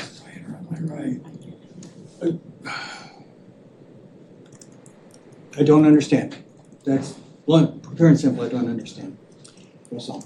Well, you know, a lot of people in writing their letters and what have you perhaps expressed similar sentiments. I was avoiding that because I want to try and stay focused on the building. But I appreciate your comment, you know, and all of you who responded. I believe we are at a point where I would ask for a motion to close the public hearing. So moved. And a second? I'll second that. Thank you very much. All in favor of closing the hearing? Aye. Any opposed? Not seeing any, okay, the hearing is closed. We have come to the point where we should vote on the motion to impose a demolition delay, and I would love it if someone would read the motions. Volunteer, Nancy, you want to do that? Thank you. Sure. Make sure I have that right. Joseph, no, is his name Joseph Victor Popo? Junior. Pardon me? Junior. Junior, thank you. 49 Putnam Avenue, Katuitt, map 036, parcel 044/001, built in 1783. Partial demolition and relocation. Demolish the L's of the existing dwelling. Relocate the dwelling to the parcel across the drive owned by the same owner or two, it says two possibilities, 555 Main Street, Katuitt. Motion 1, I move that after review and consideration of public testimony, the application and associated materials, the significant building at 49 Putnam Avenue, Katuitt is a preferably preserved significant building. Do I have a second for that? I'll second that. Thank you very much. An aye vote will impose an 18-month delay. A nay vote will not impose an 18-month delay. Nancy Shoemaker. Aye. Robert Biasi. Aye. John Richmond. Aye. Jack Kay. Aye. Cheryl Powell. Andrew Fisher. Aye. Robert Frazee. Aye. So the motion passes. So we'll move to the next motion if motion 1 passes, please. I move that in accordance with section 112-3G, the Barnstable Historical Commission determines that the partial demolition and relocation of the preferably preserved significant building located at 49 Putnam Avenue, Katuitt is detrimental to the historical, cultural, and architectural heritage and resources of the town. A second, please. I'll second. Thank you, Cheryl. An aye vote determines that the partial demolition and relocation is detrimental. A demolition delay is imposed. Nancy Shoemaker. Aye. Robert Biasi. Aye. John Richmond. Aye. Jack Kay. Aye. Cheryl Powell. Aye. Andrew Fisher. Aye. Robert Frazee. Aye. Alrighty, so that determines that a demolition delay is imposed, and our next order of business with this, because it's a National Register property, is to vote on the referral to the Cape Cod Commission. Erica, you I have have some? that motion. You do have it. Oh, excellent, good. It I was the hoping last someone page in did. the Oh, was it really? I beg your Yeah, pardon. it's I attached should have to The read it. last page of the motions. In that case, Just to I thought this was thicker than it needed to be for some reason, and it wasn't. Great. You want to keep going, Nancy? Sure. Thank you. Motion number 1, referral to the Cape Cod Commission. I move that the Barnstable Historical Commission finds and determines that after review and consideration of the file and hearing testimony for 49 Putnam Avenue, Katuitt, that the property is outside a local historic district. The property is listed individually and is part of a multiple resource area on the National Register. The actions proposed constitute a substantial alteration that would jeopardize the historic structures and the other structures within the multiple resource area, National Register as defined in Section 3 of the Cape Cod Commission Development of Regional Impact Review Threshold. The Barnstable Historical Commission further finds and determines that in exceeding these threshold criteria, the proposed project constitutes a substantial alteration and is subject to a mandatory referral to the Cape Cod Commission as a development of regional impact. Second that. Thank you, Jack. Well read, Nancy. That's quite a mouthful. Vote aye or nay. An aye vote will refer the application to the Cape Cod Commission. A nay vote will keep the application before and requires the following two motions. That's not going to happen, I don't think. But at any rate, So, excuse me, get my list of people in front of me again here. There we go. Nancy, No, you vote. oh, I vote, okay, aye. Thank you. Barbara DiBiase? Aye. John Richmond? Aye. Jack Kay? Aye. Cheryl Powell? Aye. Andrew Fisher? Aye. Robert Frazee? Aye. Thank you. Well, thank you all. Thank you for your Thank you guys for your time and patience and perseverance, and I'm sure we'll see and talk with you again. I hope so anyway, I look forward to that. And if we can be any help along the way, please reach back out and let us know. Thank you. I'm sure. Thank you. Our pivotal anchor here by all means in many ways. Great, it's good. Yeah, I'd like to announce, we're gonna take commissioners, Nancy, Cheryl, I'm just gonna announce we're gonna take a 5-minute break. So if anybody wants to get up and move around a little bit or do other things, they should do so. We'll reconvene again.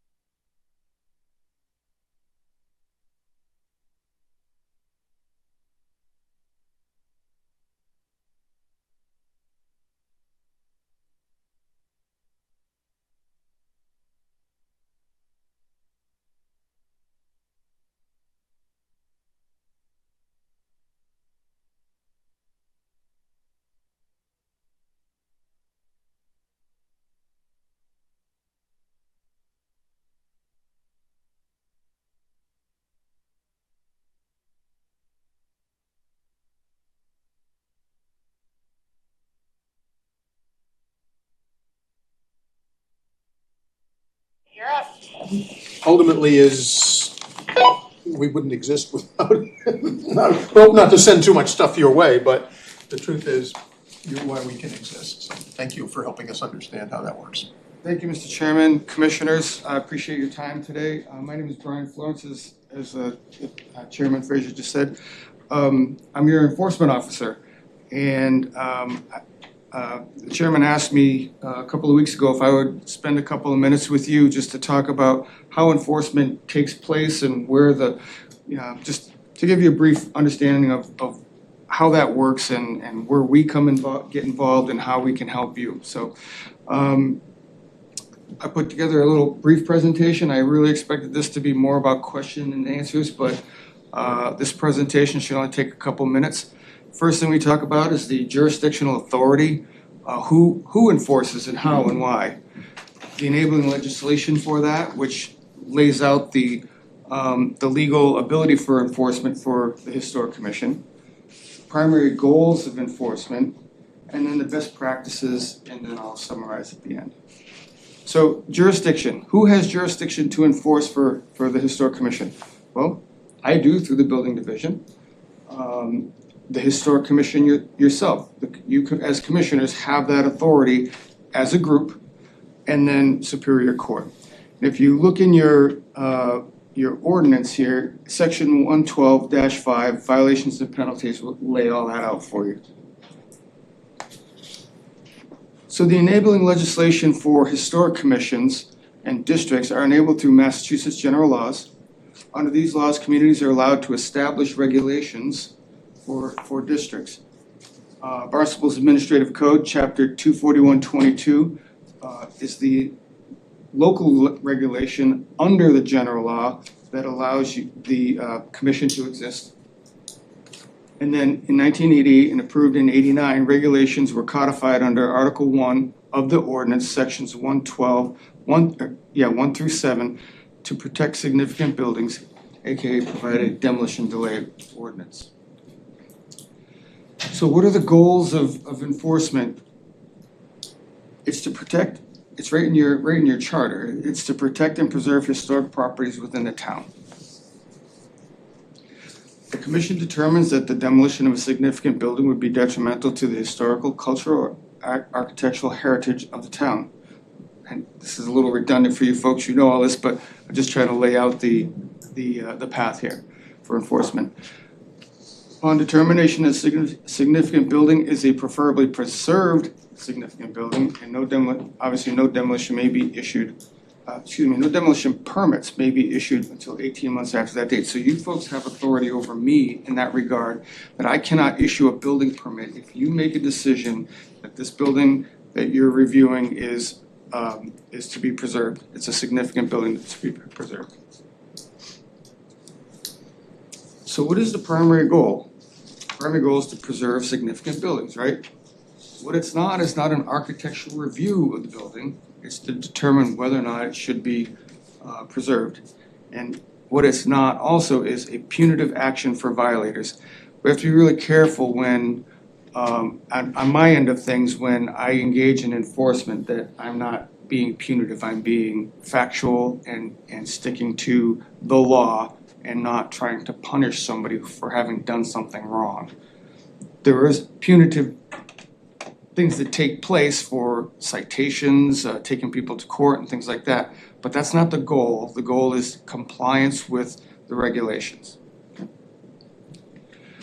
So what are some best enforcement practices? And we'll start with scenarios that will begin an enforcement action. A permit submittal. If somebody submits a building permit application to us, one of the very first questions we ask is, how old is the building? If it's 75 years old, ping, it goes right to you guys. If it's suspected to be 75 years old, but the applicant tells us something different, we look at the assessor's records, we look at our records, we look to see if there's something that will demonstrate that it is subject to Chapter 112. So, and again, as you know, no permit shall issue without Commission's approval. I have a question for you. Yeah. Because the assessor's records, often they'll it will say for like date built, it actually is a renovation. 1912. That's the number you're gonna hear all the time for missing records. So if there's a building that is 160 years old. Yeah. There's no town record that will show that. So in 1912, the assessors in Barnstable said, okay, anything we don't have records on, we're gonna call 1912. The minute we see that, it's suspect as a building that's to be preserved. I mean, 1912 would be preserved anyway, but. I understand, but I've seen, there's an old captain's house on Pleasant Street that was subdivided. The date of the subdivision is what shows in the assessor's record, as date built. But it's not, it's like 1870. Sure. That happens. So how do you That's an guys- old problem. It Yeah, but how sometimes do you spikes. guys, I mean, you guys like look at the house and say, wait a minute, that's not 1984. Or do you just take what the assessors Or do you want have? us to do that? I I mean, shouldn't say Well, that. he wouldn't even know, I No, mean, that's God okay. knows how many applications you get, but. We do see those a lot, you Yeah. know, yeah. Yeah, so a lot of time, most of the time, people are very honest with us about how old their building is. And people take a lot of pride in the fact that they have an old structure, an antique building. So, you know, that's the first thing that we have going for us. The next thing we have going for us is the record. Whatever record we have on file, whether it's the building division or it's the assessor's records. And then if one of our inspectors goes out and they notice that this has happened here in Barnstable since I've been here, go out and have that exact scenario. There's one in here in Hyannis about 3 years ago where they were gonna take an addition off the back of the building. It was the only thing left of this building that was It was old. It was really old, yeah, and you know, when you've got the half-round joists and the half-round rafters, you're dealing with something that's pretty old. So have there been mistakes? Yes. I mean, I've been doing this for 30 years. But I can count on one hand from the town of Dennis to here in 30 years, you know, the mistakes that have been made. But we catch them, and But Barnstable has well, it's actually county, the whole county, with the 1828 burning down of the registry, of yeah. the, We will. county house, yeah. Nancy Reed, does anybody that name ring a bell? Sounds familiar. She wrote a book up and she was from Dennis, and she wrote a book on all the historic properties in Dennis. It's a real fascinating Oh, read. yes, I have. I relied on her so many times, you know, is this building, you know, I go out and look at a building, I can't be sure it's 75 years old. Do you have a record? Was this one of the ones that recorded? Have you folks done an inventory? Yeah, so we can reach out to you folks for information, and that is the fourth option that we have to obtain information. So that's kind of where we get it from. Cool.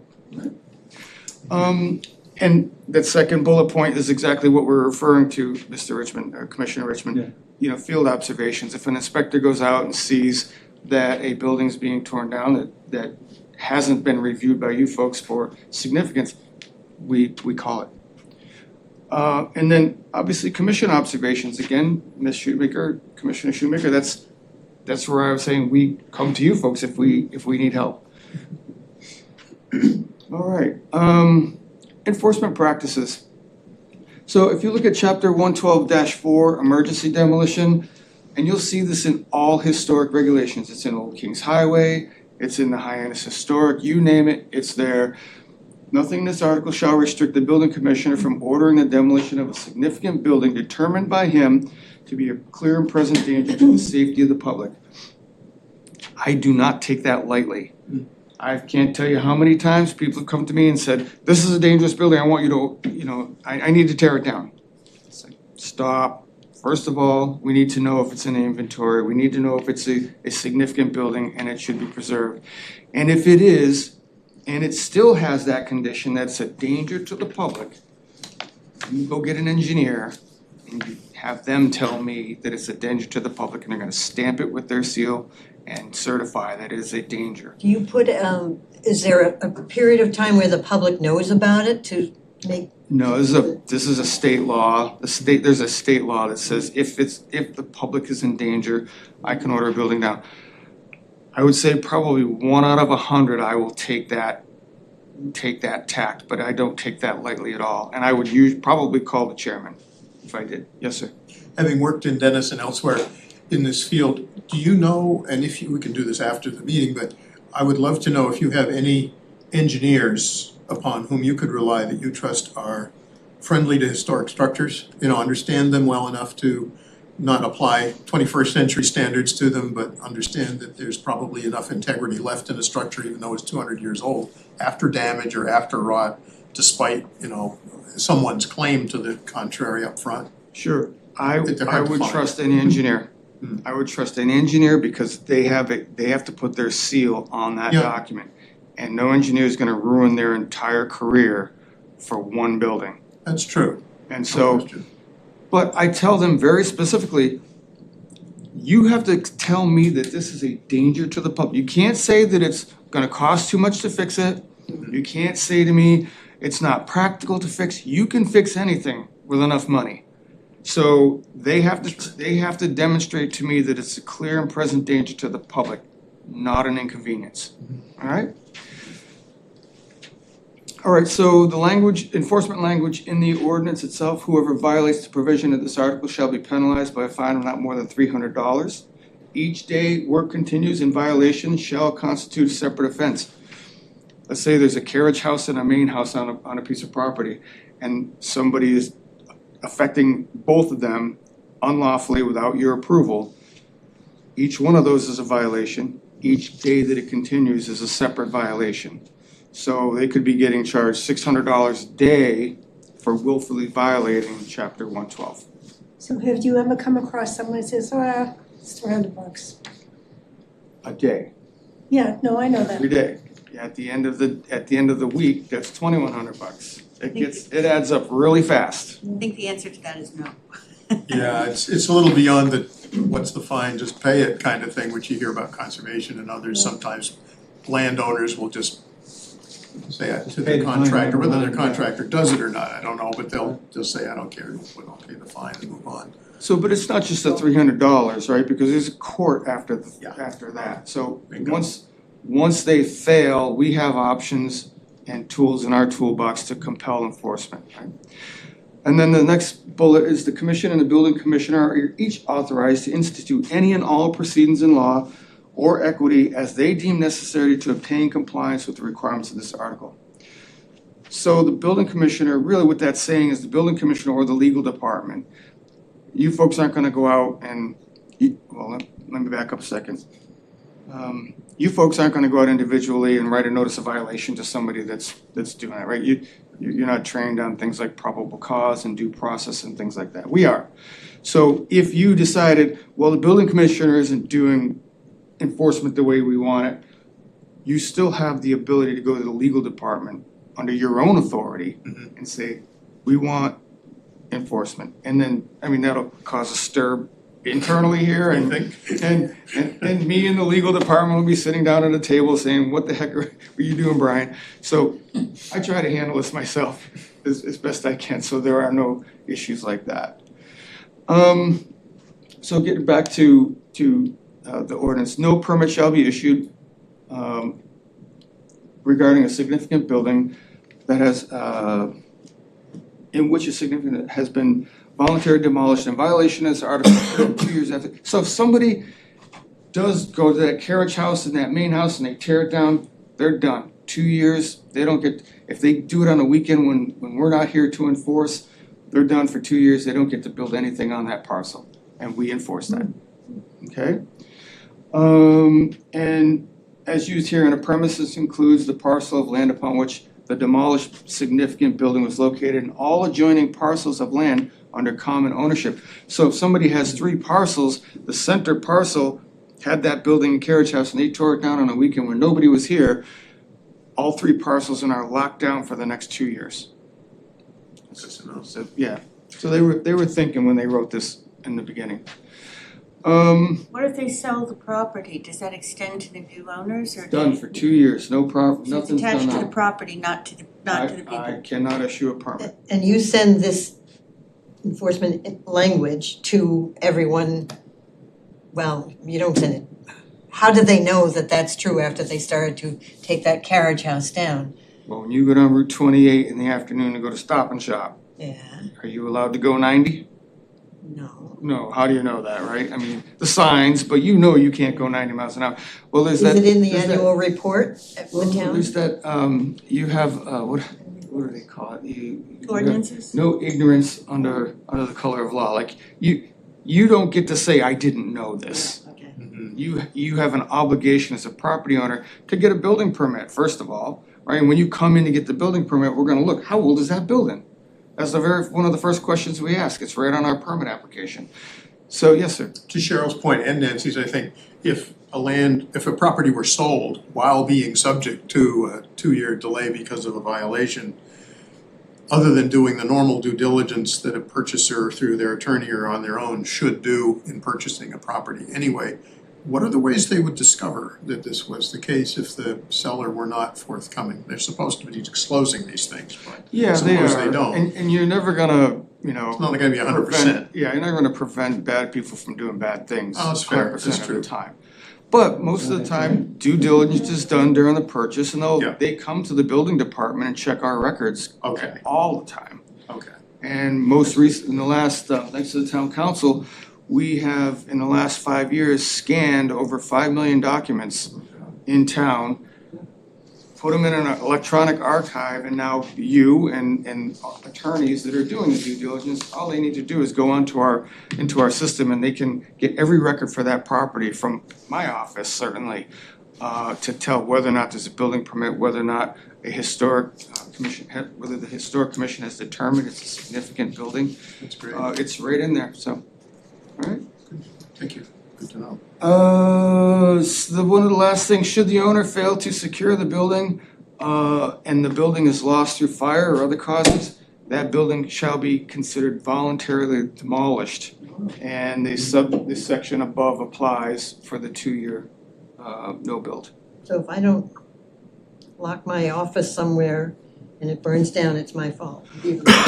No, I mean, that really points to neglect. What it's saying is if you voluntarily demolish it through neglect, then this section above would apply. Long-term, So, yeah. so that helps with the death by neglect. Yeah, that's what that's for. I think both ends of the table are picking up on a similar Yes. concept here. We can't name names or places because this is a public event and we have. That's right, we're reading each other's minds. But so, generically speaking, if we were, and this gets back to a couple of years ago when actually Cheryl and I, a couple other people served on a subcommittee of this commission to think about a demolition by neglect bylaw, which ultimately legal, and I think this happened on your watch too, was determined it wasn't really necessary, that you had enough tools right here, right? And you and I talked about this on the phone, I kind of warned you this is gonna come up. That we didn't need the bylaw or ordinance necessarily, that's fine. So if a building is historic, people drive by it all the time and they're nervous about it because they see it's neglected, it's no longer inhabited, maybe the lights are still on, which means the wiring is still connected. Maybe if you check the police blotter, you're gonna find the address is looked at quite a few times and it's bothering them. There's a lot of risk to the building and to the public maybe by virtue of it being not fully secured or not well enough maintained to be weather tight or whatever. What is the mechanism for us as a commission if we either know of or hear of something like that with respect to interfacing with your office about some form of enforcement? And a little bit later in here, we're gonna talk about the approach to getting something addressed. Okay, well, if I'm jumping ahead, don't it's go okay. on it right now, that's fine. So you had a couple things there. Right, we don't need a new ordinance because we have multiple ordinances that cover the demolition by neglect, right? We have this one here that says, if you do that, you're subject to the 2-year provision that says you can't build anything. So anybody that's trying to get rid of a building by either neglect or unlawfully tearing it down, they're not gonna wanna lose the ability to reconstruct. I think so. Voluntary demolition has another effect on a piece of property too, because it's declared a voluntary demolition through this process. Zoning says that if you have an unlawful parcel, like a pre-existing non-conforming parcel, and you voluntarily demolish that building on that thing that is, Barnstable, you need an acre underlying zoning, 2 acres in the R pod, right? So if you've got a quarter acre lot or a half acre lot with a building on it, you allow it to be voluntarily demolished, whether through neglect or demolition, you can't rebuild on a parcel under zoning. It moves to the new zoning requirements, It goes and you lose your buildability. Exactly. And so we have the Historic Commission regulations, we have the building code, which says you can't leave it open to the weather. You can't let it be unsafe, so if the doors are kicked in, the windows are knocked out, we can order those things abated by having them closed in. And if we need to have a fence put around the building, we can have a fence put around the building. You can drive right by Newtown Road and you'll see that there's a fence around a building up there because the person does, and the windows are all boarded up. Yes, sir. Suppose a building were in this condition in theory and the owner is deceased and there's no new owner of record, but the taxes are still being paid by someone. And there's a big mystery about who could do what next to approach the subject as a historical commission or a historical committee.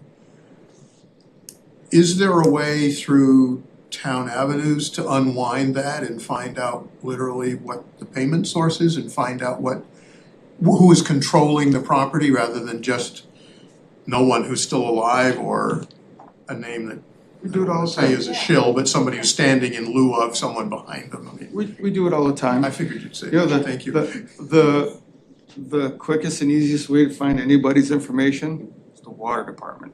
What department? The water department. But not when the water's been turned off. Yeah, if the Do you water's mind if I off, take a that picture slows it next time? down. She's right. Taxes, we've got ways, we find people, I ask Robin Anderson, she's our sleuth, I say, I need the owner's information on this. She'll have it, end of the day, it's never had a problem. May I take a picture of that slide? Yeah, you can have, it's on the tape, you can have it. Well, yeah, but I'll just, that one. So this is an ignorant question. There's no such thing. Yes, there is. You're gonna get, when they say a property is neglected, is falling apart because it's tied up in probate, who's responsible? Whoever holds title. We can, it doesn't matter, probate doesn't matter, estate, none of that matters. Well, doesn't probate mean that they're fighting over the title or there's nobody to? Yeah, so somebody's got an interest in the property, right? Maybe it's multiple parties. So the we're- HHDC has one that we've contacted and we found the owner. The owners are like 5-6 states away. Yeah. But we've tried with the town to say, what can we do? And I'm told that we can't do anything about it. Because they try to reach the owner. Because they're out of state? Taxes, as long as the taxes are paid. What are they trying to do? What are you trying to do about it? It's a very historic building and it's in the jurisdiction of the HHDC. And it's being badly neglected. But is it open to the weather and weather's getting, like rain and things are getting in? If that's the I'm case, told somebody it's should tell us and we're happy to take a look at it. Well, What's the address of the property? I don't think you should do that in an open Yeah, we hearing. shouldn't do that in an It's open okay, I hearing. appreciate the question, you guys take care of that on That's your what I was own. gonna say too. That's why I was skirting around this and doing it as That's a why I was generic skirting subject. around and saying, yeah. that inspires a different question though, which is, this really, I think, only applies to an inhabitable building, not an outbuilding. Am I right about that? So if you have an historic garage that's falling down, is that a violation? Anything that's subject to your regulations is applicable to this. Okay. All right, I'm gonna keep moving here. It's all very good to know. That garage. All right, so best enforcement practices, it's best to let the building commissioner know and handle these things. We're trained in certain processes like due process, probable cause, rights of entry, standing, filing and prosecuting at court cases. Standing is the one I wanna touch on here. You guys just had the perfect example of a discussion that needs to take place in a commission hearing. If you come to me individually and you say, that house over on School Street is being neglected and I wanna file a complaint about it. Anybody can file a complaint, but you don't have any ability to appeal or go up the chain through adjudication if you don't have standing. You get into a courtroom as Commissioner Richmond, or excuse me, John Richmond, not Commissioner Richmond, and a judge is gonna look at you and say, well, what is the stand, how are you being harmed here? And you're gonna say, well, I'm on a commission, and a judge is gonna say, the commission needs to make this request, not you as an individual, because you don't have standing. But you as a body, a duly appointed body in town, it's the same thing with the zoning board, the planning board, the town council. Individuals don't have standing unless they're in a direct abutter and have been harmed. But you as a commission, if you sit down and you say, Commissioner Powell says, there's a house over on South Street and this is the address and it's being neglected, and I make a motion that the commission refer this to the building commissioner for enforcement, or the building commissioner didn't do anything, I recommend we refer it to legal for enforcement. You guys vote on that. It is now a duly appointed body with standing before the court. And that's what I'm saying when I say it's best to give it to us, because we have these process things down, whereas you may not, but we are here to help you get those things done the right way. But just remember standing, okay? It's really important. A lot of boards don't realize that. So, if the commission chooses to enforce, like we just talked about, you can't really do it as individuals due to standing, and because you're not trained in the process. You'll need the town attorney if you guys decide you want to be the enforcement authority as opposed to me. But you have the right to do it. You're gonna want to do it legal. So in summary, we talked about the jurisdictional authority, the enabling legislation, the primary goals for enforcement, some best practices, and is there any questions you folks have for me? I'd like to add something. Brian, you and I met 6, 7 years. A million times? Yeah, but we put together, because this question came up on the HHTC, and how do we deal, because we have no enforcement powers to go knocking on doors and saying you're not doing this. And you and I came up with that form. Mm-hmm. And we still have it, so that if we get a complaint and it's something that we have, it's within that jurisdiction, then we have our process of how we address it. We notify them, you can't paint your house hot pink with big purple flowers or whatever. And a couple times when it hasn't come up often, but we have written and it was, oh my God, I didn't know. Yeah. What is acceptable? And I don't think we've ever had to use the form, but we do have that form that we would, if they say, oh, I don't care, then we send the form to Brian. Yeah. Your commission works in a much more fine-grained, detailed level than this one for our sake, thankfully, but Color chart. yeah, right, I mean, color charts and the whole bit, I get it, that's like the old Kings Highway is another example in Barnstable. Yeah, the architectural review. Much more complex and I think difficult, frankly, you guys really get wound in with things. Just redone the, I think I asked Jim to send a copy to, we've redone the guidelines, design guidelines. It's only one page outstanding and that's about to be confirmed.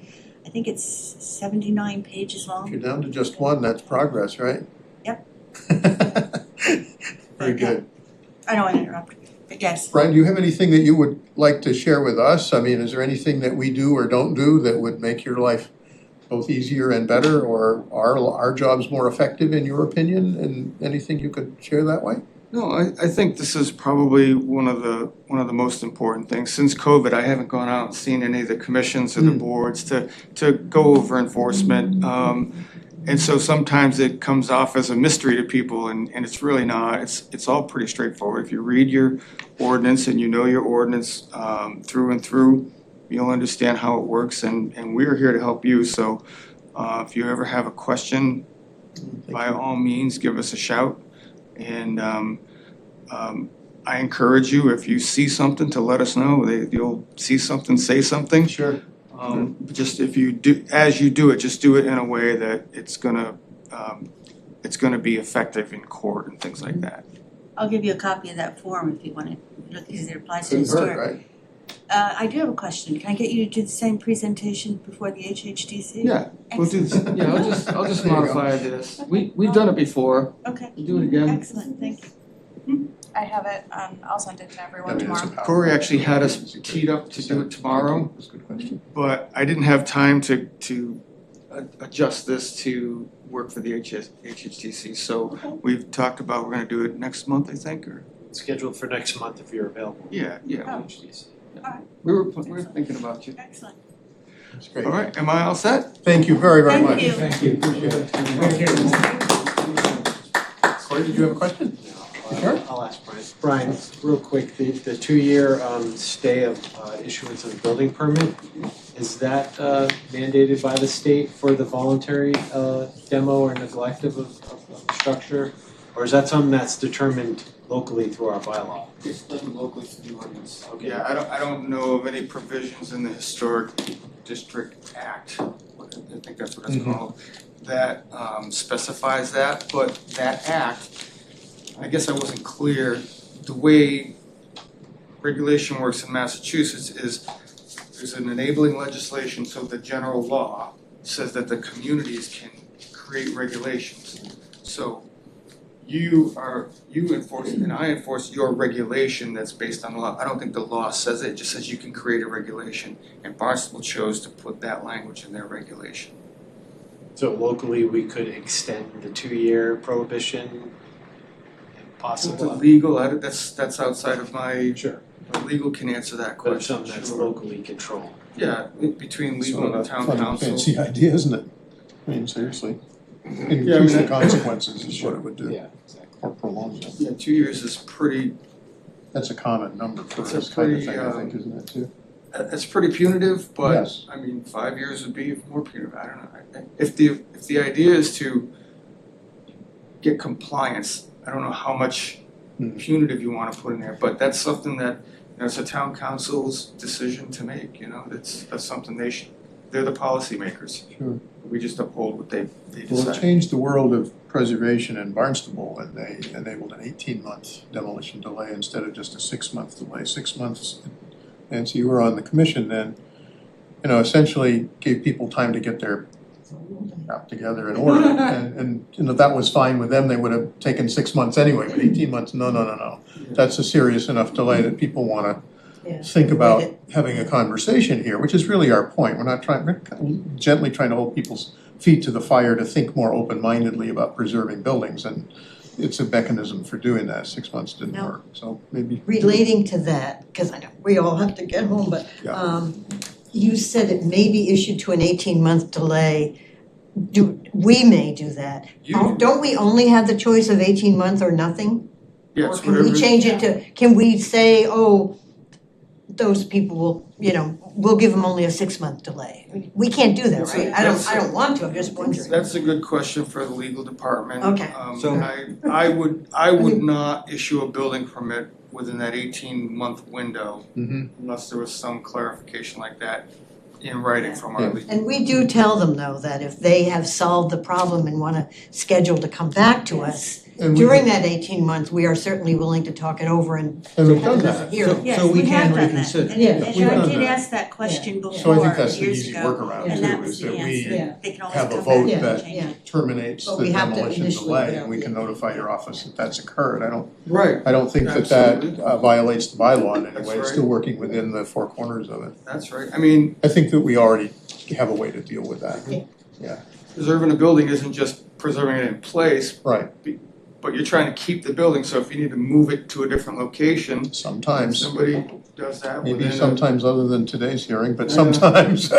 Notwithstanding today's hearing, I didn't That was a listen to pretty it. glaring example of trouble on the preservation front, for sure. Alrighty. Yeah, I respect what you guys do. I'm a big fan of antiques, Oh, so that's nice. I've saved, in my past life, what I did was I used to jack up buildings and save them. Oh, I've done. did you and Jack work together? Jack who? Right there, Jack K. No, I don't think so, but You could have in another life. Did the Congregational Church in Yarmouth, the Baptist Okay. Church here on Main Street, Sure. the Mariners Home in New Bedford. I've jacked up a lot of old buildings and saved them from falling down, so That's so cool. I respect what you do. Well, likewise, thank you. Thank you very much for coming in. today, Nice Brian. presentation, thank you. Cheers. Okay. On the agenda, we have next discussion of upcoming events. I'd like to skip ahead and say Form Bs. We don't really have anything new for that.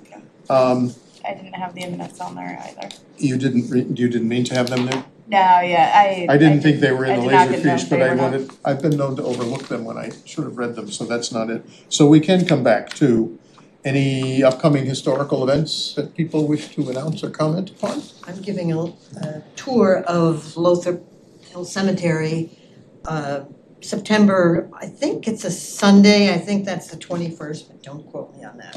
Okay. It's on Barnstable Historical Through Society's Barnstable website, I Historical. think. 21st of what? September. September. It's pretty soon, well, relatively soon, it's coming And very then- soon. This is a book that's only been out about 3 weeks, and the Cape and Islands Historians Committee, it's a 501c3. There's about 27 different authors talking about the American Revolution and what Cape Cod had to offer during that whole process. And certainly two of the major facts and therefore the people who, maybe this wouldn't quite have happened the way it did if we didn't have the Otis family. And James Otis Jr. Had a 4.5-hour speech in Boston. I could go on and on. Anyway, even John Adams said then and there, independence was then and there born, listening to this 4.5 hours of James Otis Jr. And then his sister, Mercy, wrote a 19-page pamphlet on what was missing in the Constitution after the Constitution had been written and accepted, and that became, not just her, many other people, became the Bill of Rights. So there's some good stuff in here. Comes highly recommended. Yeah. And both you and Dave Martin have been offering lectures and speeches on this general topic as it was in the David Martin, and I've forming done and them, hatching. and Ron Peterson, Ron and Peterson Jack too, okay. Duggan, yeah. Yeah, okay, thank you. I don't believe we have anything else on the agenda. Is there anything that somebody needs to bring forward that I'm not thinking of other than a move to adjourn? Yeah, 1 minutes? I'm sorry? Why, we're ready. Well, I didn't, so there aren't have the minutes, minutes they on weren't, there. they weren't reviewable, so we Okay, can't do that. I move we adjourn. I second that. All in favor of adjournment? Aye. Any opposed? Okay, thank you very much. We're all set, Rachel. Scott, can I have a minute? Yes.